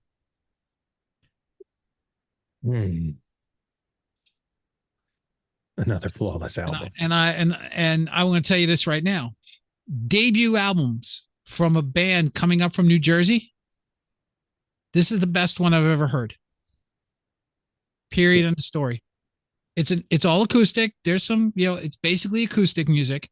Has a very big Eagles influence on this. SBK was a big record company at the time. They were up and comers. They had signed Wilson Phillips and stuff like that. All different kinds of new artists. So they got to deal with SBK Records. This is the best debut record I've ever heard out of a band from New Jersey. Oh, aside from one other, and the other one is a stretch. The other one being My Chemical Romance's debut album. slightly, but as far as there's not a song on here that you can't sing.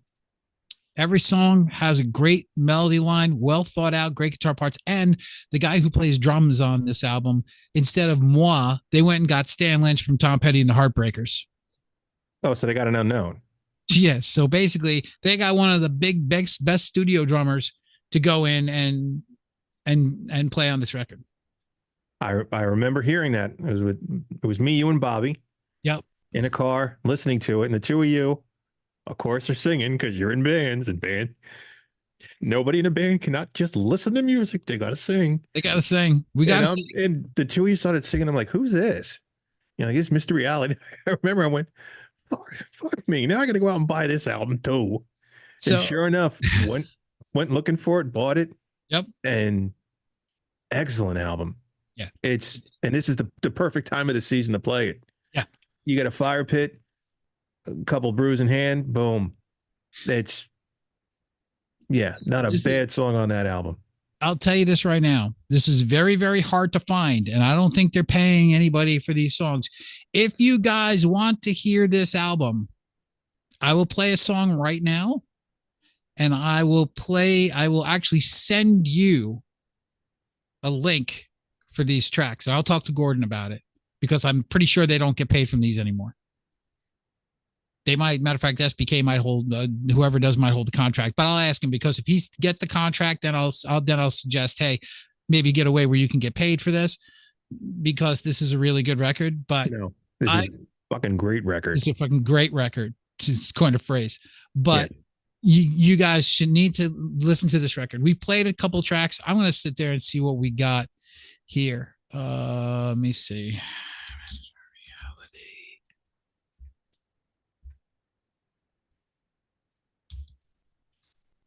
Okay, nothing's coming up. It should come up. I should have every track. I should have every track. And then some. Got enough of My Chemical Romance, that's for sure. Let me see. Going over. I don't know why. Here we go. Here we go. Mr. Reality. There we go. Let me see. What do I want to play here out of this? In My Yard. Waiting for September. Oh, we're in September, but yeah, that'd be pretty apropos. Okay. Why does it come up with this stupid? I don't know. Let's see what get done. Is it right there?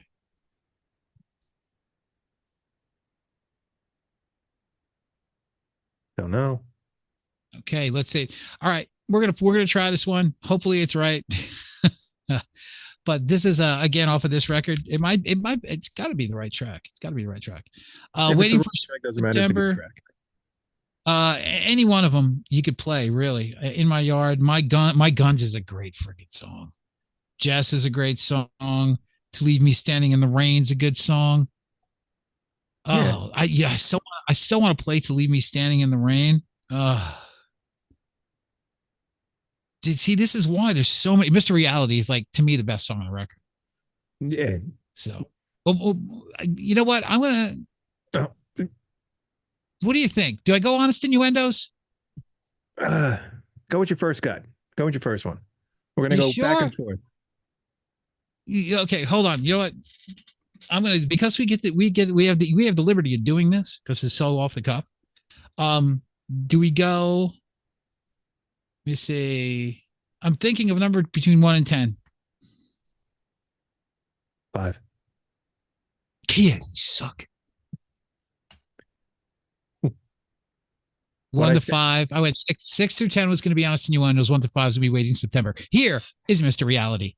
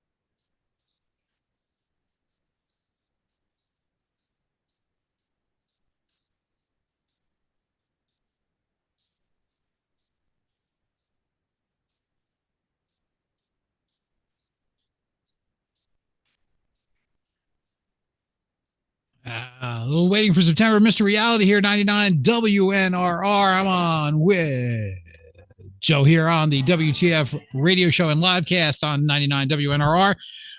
Good stuff going on, talking about music in New Jersey, some of the stuff that you guys might have never heard. I mean, of course, you know that Bon Jovi and Bruce Springsteen and, you know, all the Frank Sinatra and Whitney Houston and all the great artists that came from New Jersey. But you never got to hear these bands until you heard them here on 99 WNRR, and you could take that to the bank. Yeah, and swipe your ATM and yes, do what need to be done. But definitely. No one else is playing. Nobody else is playing. No. But we love our band. So, I mean, another one was great, which was really cool. And I think Overkill, another one, Smithereens. And technically, you know, this whole Metallica San Francisco bullshit. All right, it's bullshit. Metallica was born at the Birch Hill in Old Bridge, New Jersey. They lived there. Okay? They live there. Metallica is a New Jersey band. Sorry, Twisted Sister is not. Miss Effects was wrong. Twisted Sister is a New York band. Yeah. Always been a New York band. They will tell you that they've been a New York band. They're not a New Jersey band. They played the shit out of the Hunka Bunka Ballroom, which is now the Starland Ballroom. Yes. But yes, Skid Row, obviously a New Jersey band, but lo and behold, Sebastian Bach's from Toronto. Yeah, he's up Great and White North, eh? Yeah. So are they completely from New Jersey? Not really. No, the Jersey Shore is not from Jersey. Not really. Not really. What a split hair. Wait. So hold on. So how many famous clubs are in New Jersey? Where's the most famous club in New Jersey that started a whole bunch of careers? Oh, the Stone Pony. I think that's South Jersey, is it not? Yes. So South Jersey has, and that's where Bruce got started. That's where Bon Jovi got big. So I would say that, yes, South Jersey is. That's what Eddie and the Cruisers is based off of. South Jersey. Come on. But with the whole Bruce thing, you had Southside Johnny, you had Little Steven. Oh, absolutely. You had Bon Jovi. You had the most famous. You had Jody Bon Jovi. Jody Bon Jovi. Yep. Okay. Who has this CD? Just telling you. Yeah. Here, we got this CD. But, yeah, it's yeah. We got great music in White Castle. Where can you go wrong? What else do we got in Jersey? Let me think. So far, is it cackling? Is it cackling? Let me see if I could correct this. Hold on, guys. 1, 2, check. Check. 1, 2. Do I sound as good as I look? How's that? A little bit better, guys? I had to kick the board. So with the Launchpad Live and being the owner of the station for a while, yeah, I had to. It's an old Alesis, dude. It's a multi-mix 8 Behringer. If you know, we get 30 people. I'll tell you what, we get 30 people in a chat room on each show and checking it out. I'll go and get a Behringer, and it's all systems go. We got all systems go. I'll get the Behringer when I get back from Ireland, and then we'll do some crazy stuff. But still, we'll have some crazy nights. Yes. Oh, Jesus.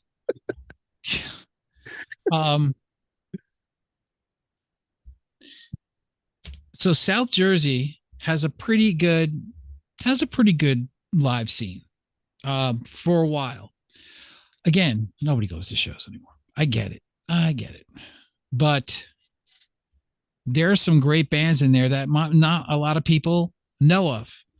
And they've all been very, very cool with me. Obviously getting them to, playing their music. And one of them is a great band with a very big grunge feel. As a matter of fact, the lead singer is now hanging out backstage with Pearl Jam at the Garden, and he hung out with Dave Grohl in Greece.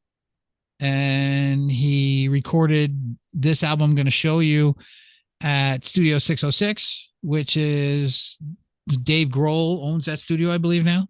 So he is part of that. He's good friends with Jack Endino, who produced I believe the first Nirvana record. I believe he produced Bleach.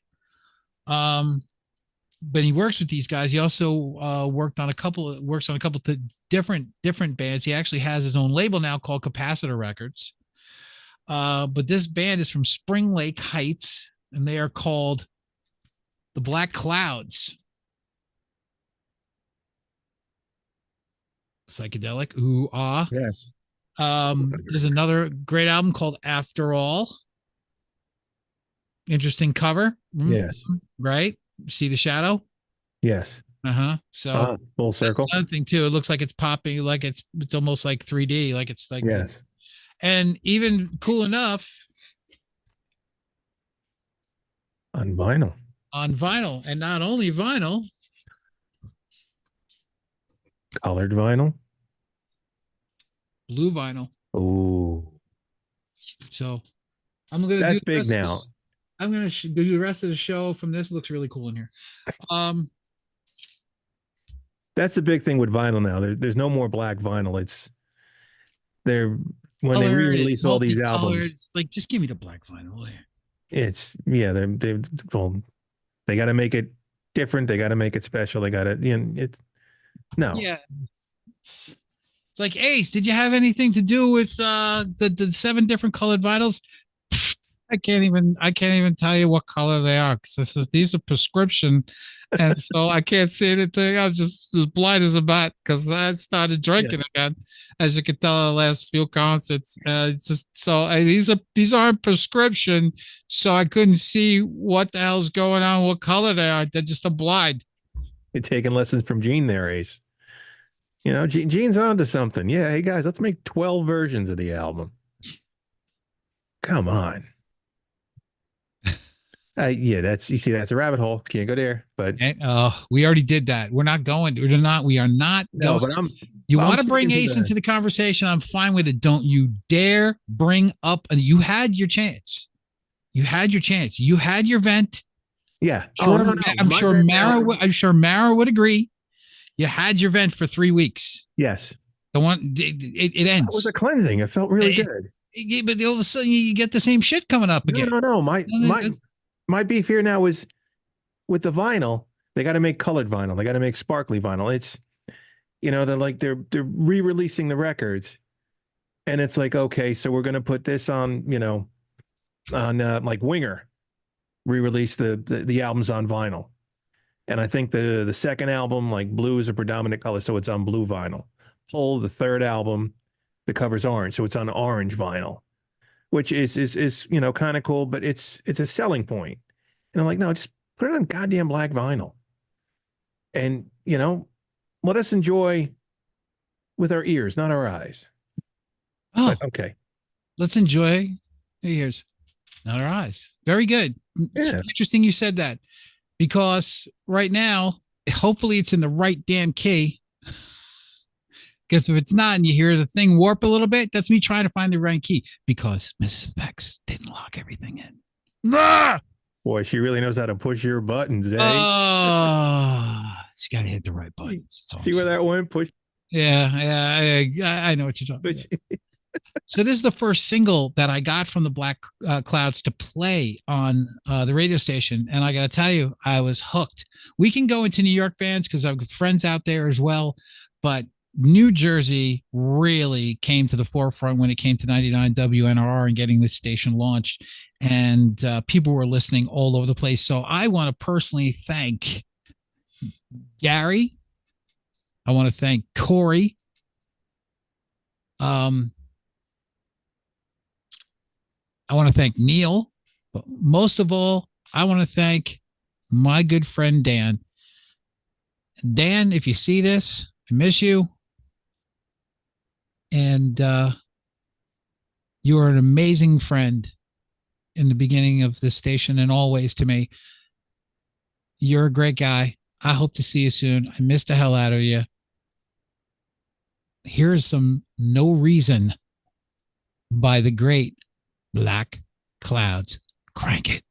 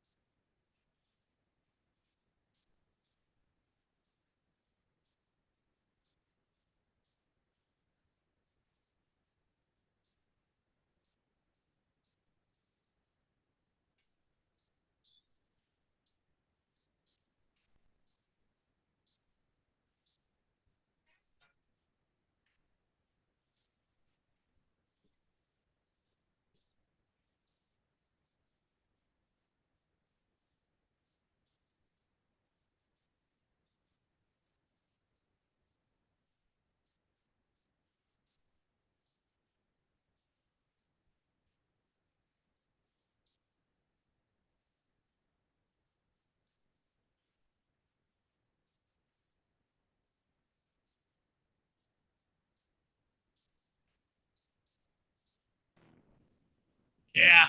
Some Black Clouds. No Reason, the first single that I ever got from them on 99 WNRR. Joe, thoughts on the track? Oh, that was pretty good. Yeah, I'm like the back of my mind's like, oh, I gotta buy this. Well, you ain't got to buy it because I got a copy, right? I got a couple of copies here. All right, cool. But they got another one called After All. They did a couple more before that. Not doing much right now. They do sporadic shows here and there. I hope they can do one. Miss these guys, great band. Here's them recording right there in Studio 606. There you go. In California, guy from New Jersey's. This is this was a big record for me when I first started New Regal Radio, which is now 99 WNRR. It's just one of those things that you just like, oh my God, this is what I've been looking for as far as energy, great music. Black Clouds.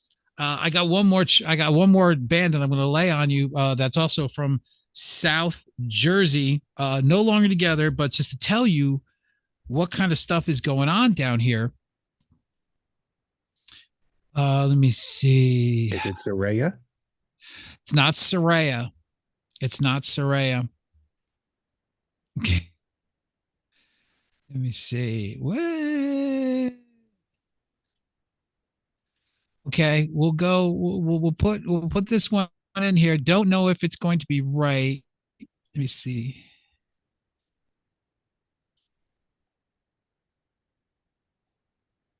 Oh, I got a song for you. As it calls an EP. The band came out about the same time well, a few years before the Black Clouds.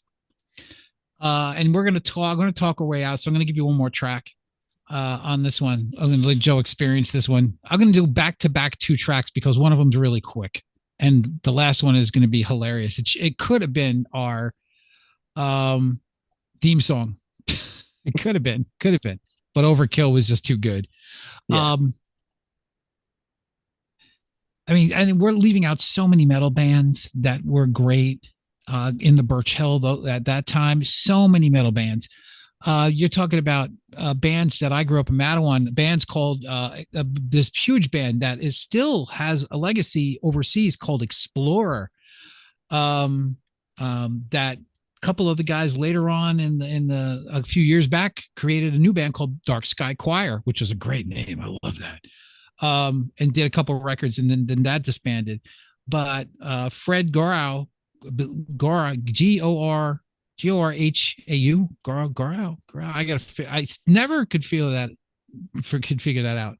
But Fred not only plays in the Wizards of Winter with Steve Brown from Trickster, and I know we didn't talk about PJ yet, but we will talk about Trickster because they were the guys next to Bon Jovi. They were the next level that broke everything. So we will talk about you guys. Because we have to. It's important.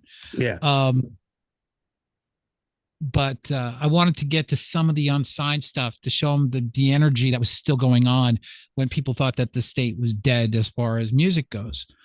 So we're talking about the 2000s, the early 2000s, the 2010s up to 2018s, all the way stuff. Remember the station started in 2012.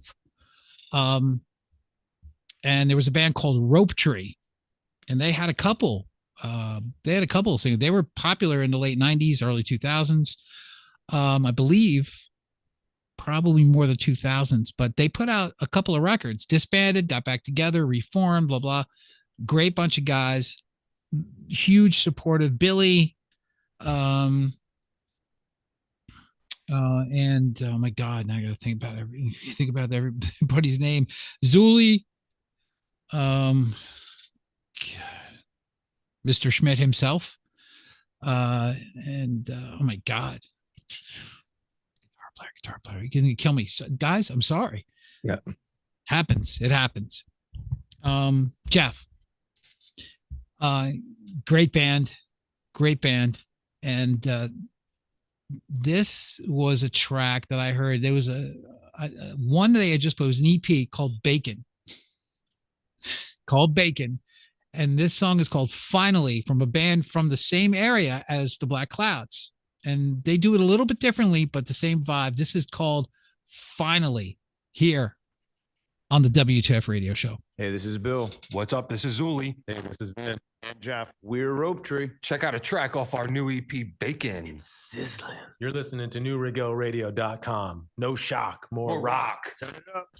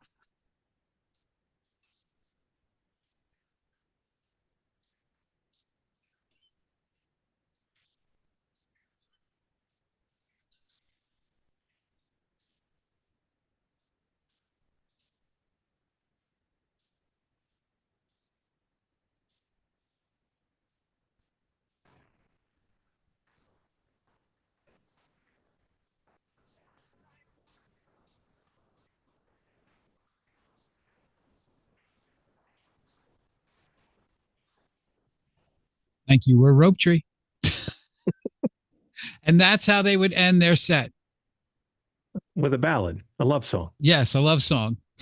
That's I can see many a couple getting married to that one. Yes, exactly. That might outdo Stryper's honesty. Honestly. I think it might. Yeah. So anyone say they just amazing. The music, like I said, the music especially was so awesome. And the group that kind of surrounded the station and the mission that we were doing, and as far as putting ourselves out there and doing a wild job of it. I really hope one day I can get all these guys together again. I'd love to talk to them, see what, you know what, it might be a cool show to bring them on and just say, what are you guys doing now? Yeah, but then again, you don't know. It'd be really cool though. It would be really cool. That's right. I just kicked it. We're back. Yes. And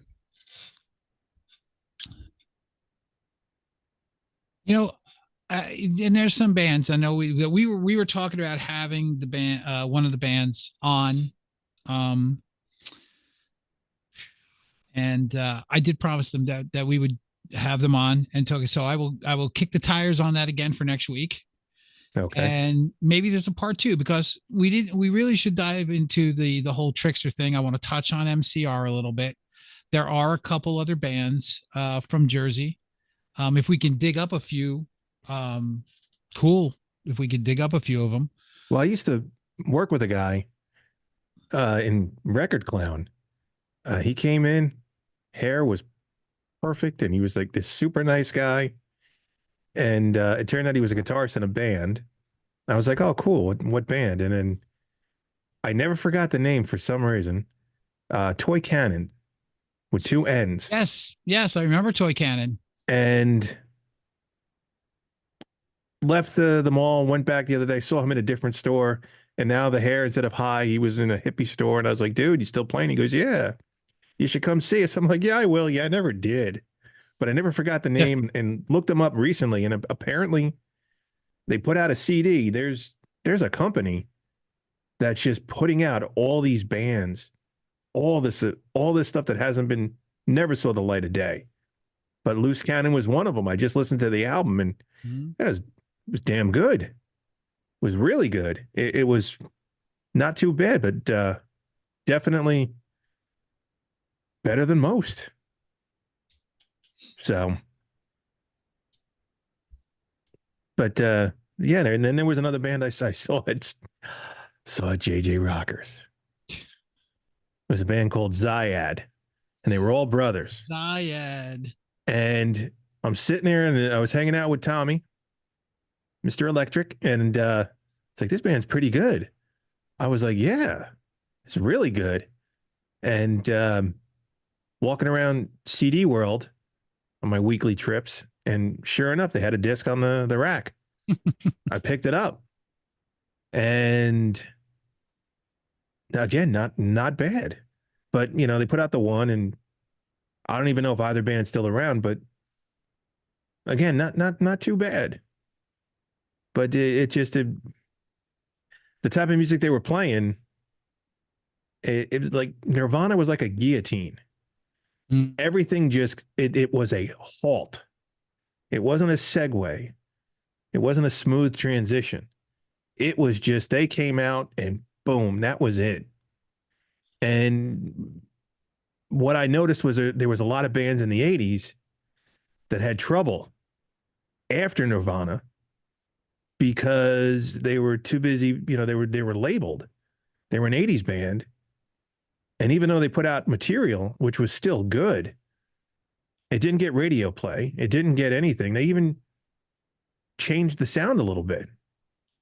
What was it, 92 or 94? Rat put out an album simply called Rat, and it had a whole different feel to it, It wasn't your 80s Rat. It was a different Rat. And, it didn't go anywhere. It just, music that, like I said, there wasn't, like when disco was huge, and disco didn't come to a halt. It faded.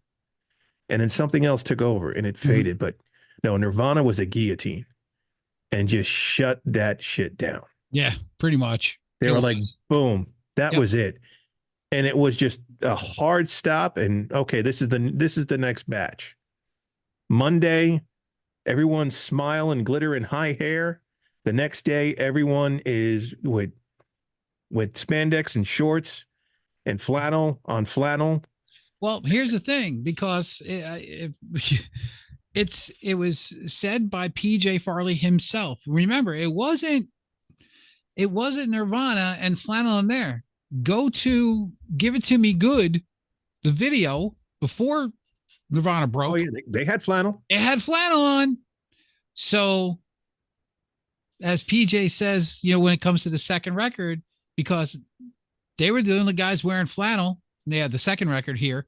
But if you got, I'm actually on I might have for the next show, I might have the first record here. I'm out. Second album is good. Yeah, second album is pretty good. Very good, actually. Yes. I might have the first album here for next show. And I'm going to see if one of them are busy or not. So I was going to propose this too. So I want to touch on Smithereens because I want to talk I want to talk about Pat. Yeah. So I want to talk MCR next show. I want to talk Smithereens and Trickster because there's so many different thank yous. You know what? This is my buddy CJ. Knows me. I say, CJ, boobs. Who does he put up there? But my all-time crush, Linda Carter. My all-time crush. All-time crush. I learned.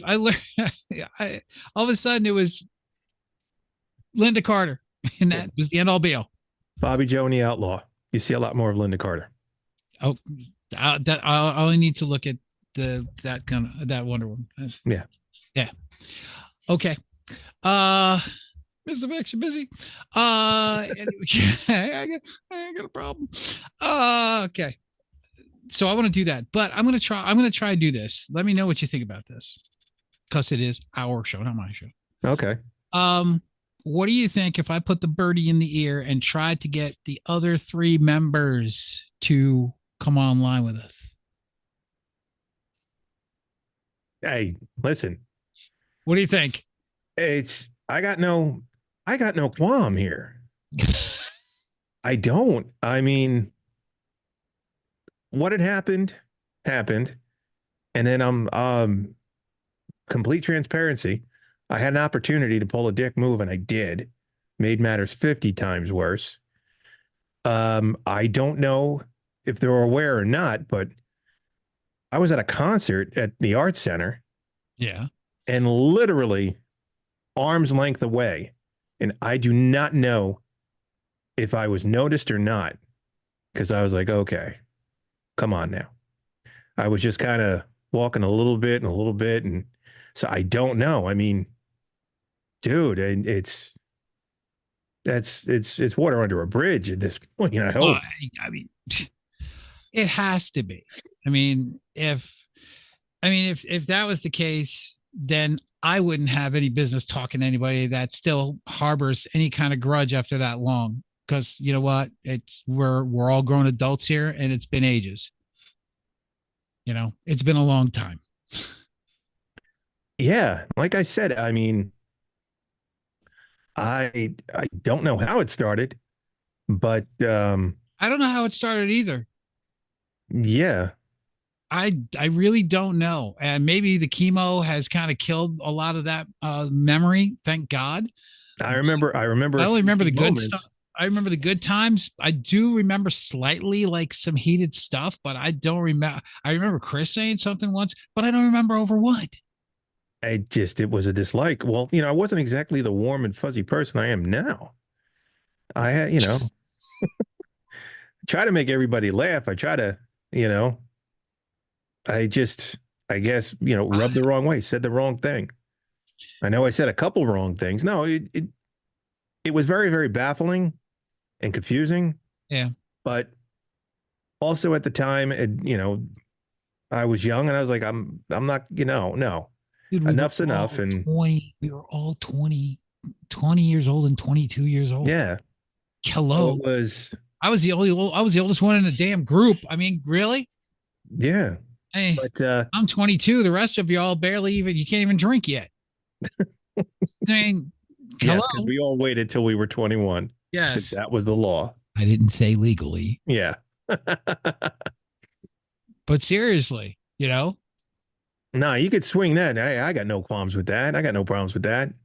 All right. So what we're going to try to do next week, boys and girls, if everyone's signals are good and if they have good Wi-Fi, we're going to try to get the original members of Impact together. My band, we'll try to get Lucarello. We'll try to get, because I talked to Ralph. Ralph was like, you guys should do something like that, or at least talk and get back together. Obviously you have to check on how Scott's availability is, but because he's on the West Coast, if not, Oh, that'd be easy. He's on a whole different coast, different time zone. I have to Piece of say, cake. well, hold on. Jet, I'm gonna go Jet Boy touring, Jet Boy tour, and he could have got picked up, but he might have bass. Jet Boy tour, okay. Jet Boy, full album, crate digging, I guess. Yeah, there's Scott, man. He's a full pledged member of Jet Boy. Yep, got him on all the. No, Whiskey A Go Go March 7th. I think that's passed. No, I don't think they're doing anything right now. Scott Richards on bass. Yeah, no, he's a full-fledged member of Jet Boy. No shit. So yeah, I'm gonna see if I can get him. Hey man, I gotta sit there. I gotta download crate digging and just see what he did. Dude's talented. Dude wrote. oh yeah, So very talented. yeah, I'm gonna see what we can do for next week. I'll see if we can get it set up. If not, then I'm gonna talk to Dan. I'm gonna talk to some of those other guys and see if they want to do it. But yeah, we'll get one of those reunions together. If I can get the Black Cloud, if I can't get Impact together, I'll get the Black Clouds.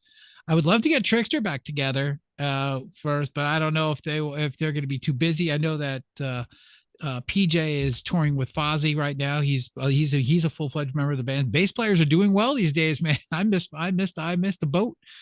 Doing real well these days. He's playing with PJ's playing with, like I said, Fozzy, Chris Jericho's band, and a full member of that band. He's still playing with Raw. He still have bass will travel to help out a lot of gigs. Steve is the de facto third guitar player for Def Leppard, Steve Brown. Yeah. They've all done their sets by filling in with, they were part of Eric Martin's band. So, obviously, but it's cool to be somewhat, on the outer ring. Like if all this band stuff was Saturn, I'm kind of like one of those rings that kind of hover around, that kind of swing around Saturn. So it's good to be in that ring, so to speak. So you're sort of like Uranus. Yes. Not Saturn, you're Uranus.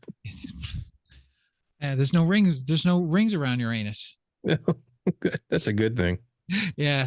That's a plus. Yeah. Well, it means the bidet is working. Yes.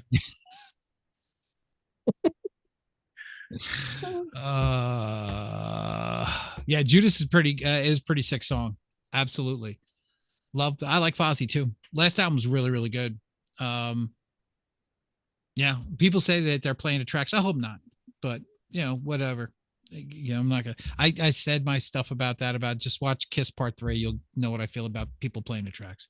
That's all I gotta say. That was pretty much lit. But thanks for tuning into the rant to start the show. Obviously, very, very important. But and also it was very cathartic to go through and talk about this. We're going to do a part 2. Like I said, we're going to try to get the Impact group back together to, next week. Remember, there's also Impact part 2, which is Chris DeLise, and Bobby Forlenza. That would be interesting too, because believe it or not, I thought those songs were better. I did. I liked, because I remember walking in. I remember we were said. I said, Bobby, you said you want to try to get the band back together? because I went riding with Bobby. It's just like history repeating itself. Instead of Gordon Brown, the kid that was trying to get into the band, it was Bob Forlenza trying to get into Impact as a second guitar player. Mike wasn't having it, but it was, like, you got to listen to this dude. He has a good ear for writing. So when the band broke up, Bobby calls me. He goes, you thinking about writing again? Because I've got a guy with the studio, Rich Kirk, and he'll record us. So I said, screw it. I can still play drums, and he could play bass, or Rich could play bass because he was a bass player. And, so we recorded, and we went and wrote 6 songs, literally 4 of them in a weekend at his house. And I got to tell you, what we wrote, I should say, in that weekend, were to me the best stuff I've written, except for the solo stuff that I recorded here. It was, a great song called Kayla, and my throat was a little, fuller, and we took the demo to Mike, and I said, what do you think? And he goes, this is good shit. He liked it. He liked the demo. He's like, yeah, this is like, and you're sounding like I was singing with so much more power. And he goes, yeah. So that's where the second iteration of that happened. But then Mike left on that one, and then Bobby became the sole guitar player, and we brought in Chris DeLise on bass. So that's how that second part happened, which never materialized. But after Impact, like we had gone into Tracks East to do another EP. We worked with Steve from American Angel, the bass player, and we called ourselves Jersey Rose at that point in time. And I believe that wherever Tracks East is, or wherever, whoever's got it, still got the tapes. It's like Boogie Nights. Give me the tapes. They're waiting for us. We just need the tapes. It's pure gold. You give us the tapes, we get our money. It's a surefire thing. It's a surefire thing. And what was the name you were trying to go for before Impact? Oh, I don't even remember. Ooh, I'll hold on to that one. I don't even remember. I don't even remember. You liked Band of Thieves. No, Band of Thieves was afterwards. Yeah. No. You like Band of Thieves before Impact, because I drew a logo, Band of Thieves, and then I remember drawing a logo for Impact. When we did Impact, and when everything broke up, me and Mike tried to keep it together, and we literally hired this kick-ass drummer from North Jersey, almost like Northwest Jersey. I forgot his name. This dude was friggin' incredible. He was exactly the drummer we needed at that time when we were starting to do different stuff. And he knew a guy in this local area who played bass, but this guy was a massive pothead. And he was a good bass player, and we had a look, and that's what we decided to call that band. As a matter of fact, it was called Band of Thieves. All right. Well, I think we tried pitching that early, and Impact was the winner. Impact was the winner. And I think maybe he went, but I remember before that was an idea of a name, and everybody liked Impact. Interesting. I remember some stuff. Huh. What's your name again? Fred? Neil. Yeah. Tom. Number 72. Oh shit, no, 27.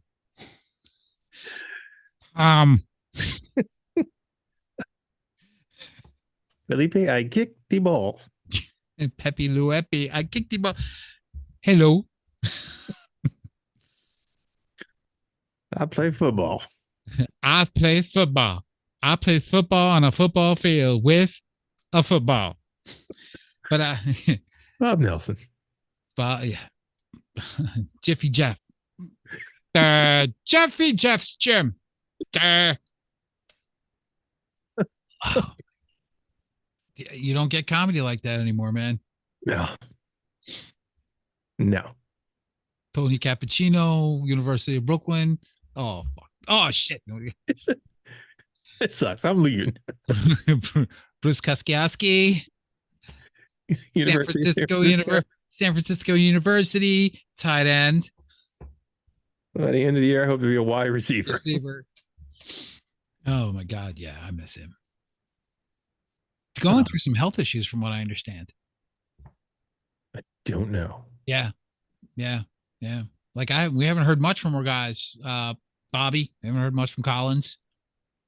He's torn all over the place. Still too many French fries coming out of his mouth. No, he goes on to like when I saw him in Newtown Theater, which was really nice. I texted, like I was like, on Facebook, a friend or whatever. And I said, man, looking forward to the show. If I'm lucky, I'll sit next to Jody Levy. Oh, no. I said, I'm looking forward to the show to see the King of the Jungle. And he was talking about stuff, and he just managed to squeeze that in. He goes, "Oh, get up there. I'm the King of the Jungle." I was like, oh, he read my text because he wasn't nowhere near that material. And he somehow or another segued it in. And after the show, threw it in there, yeah. I met him, shook and got his picture, and he signed a book and all that. And I just said, dude, I remember you from, Rascals. He's like, oh, I remember that place. That was a great place. But yeah, he's that's all he does is tour. Yeah. A lot of people came out of that, man. They should talk about Dangerfields one day. To talk about those specials, those Dangerfield specials were like classic. But then how many careers? I mean, the year in what we don't think about and what we take for granted now. Think about the climate, and 3/4 of the shit that they came up with would never go right now. Oh, no. Would never go. But it was the go. I'd like to say that was the golden age of comedy. Yeah. When you got people headlining arenas, Dom Irero, what was his name? Robert Schimmel, Richard Lewis, the beginning of Richard Lewis, Colin Quinn, Andrew Dice Clay, Roseanne Barr, Sam Kinison, Bobby Collins, a very dirty Bob Saget, Richard Jenny. Just a funny man. What was the other guy who also died? There's two. Rich Hedman.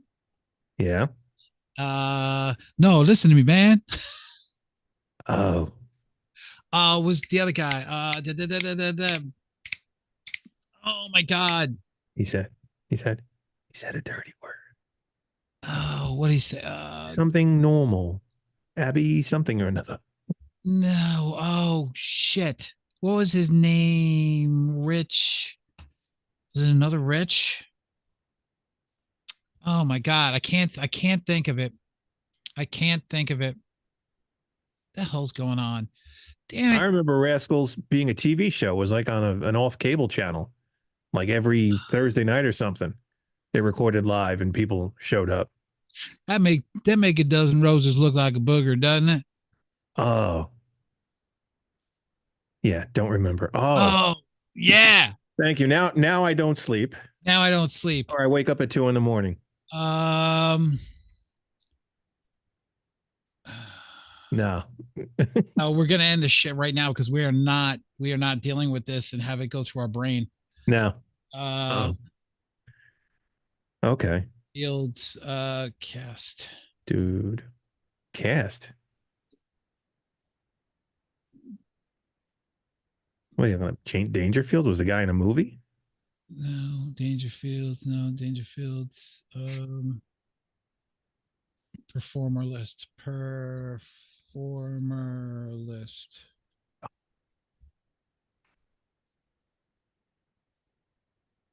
Okay, here we go. Robert, Jeff Foxworthy, Bob Nelson, Sam Kinison, Bill Hicks. Oh, okay. Legendary Bill Hicks. Yes. That was some funny shit. Tim Allen, young Chris Rock, Jim Carrey as well. Andrew Dice Clay, like I said, Robert Schimmel, Don Herrera. Yeah, that place was that place. Where was that? Yeah, it was on First Avenue in New York City. So yeah, amazing stuff. Amazing stuff. His laughter is the best medicine. I miss it so much. Dude, let's get out of here, man. We got a lot to. I'll see if I can hook up everything, and who knows? Maybe we'll have we'll create radio history next week. Yeah, if not, we'll create a whole new reason for everyone to take Xanax. Yeah, sure. See, hey, you can make it work, and hey, I got no qualms, man.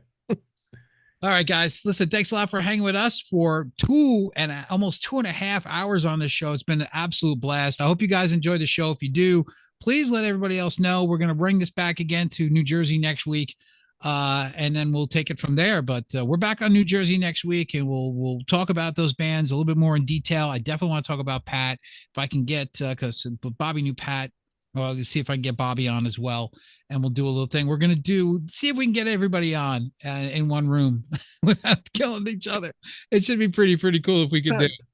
Guys, take care. God bless y'all. Be safe out. And I'm serious. Want to see you guys next week. Till then, I'm Mike. I'm Joe. And we'll catch you next week. Peace out. Peace out.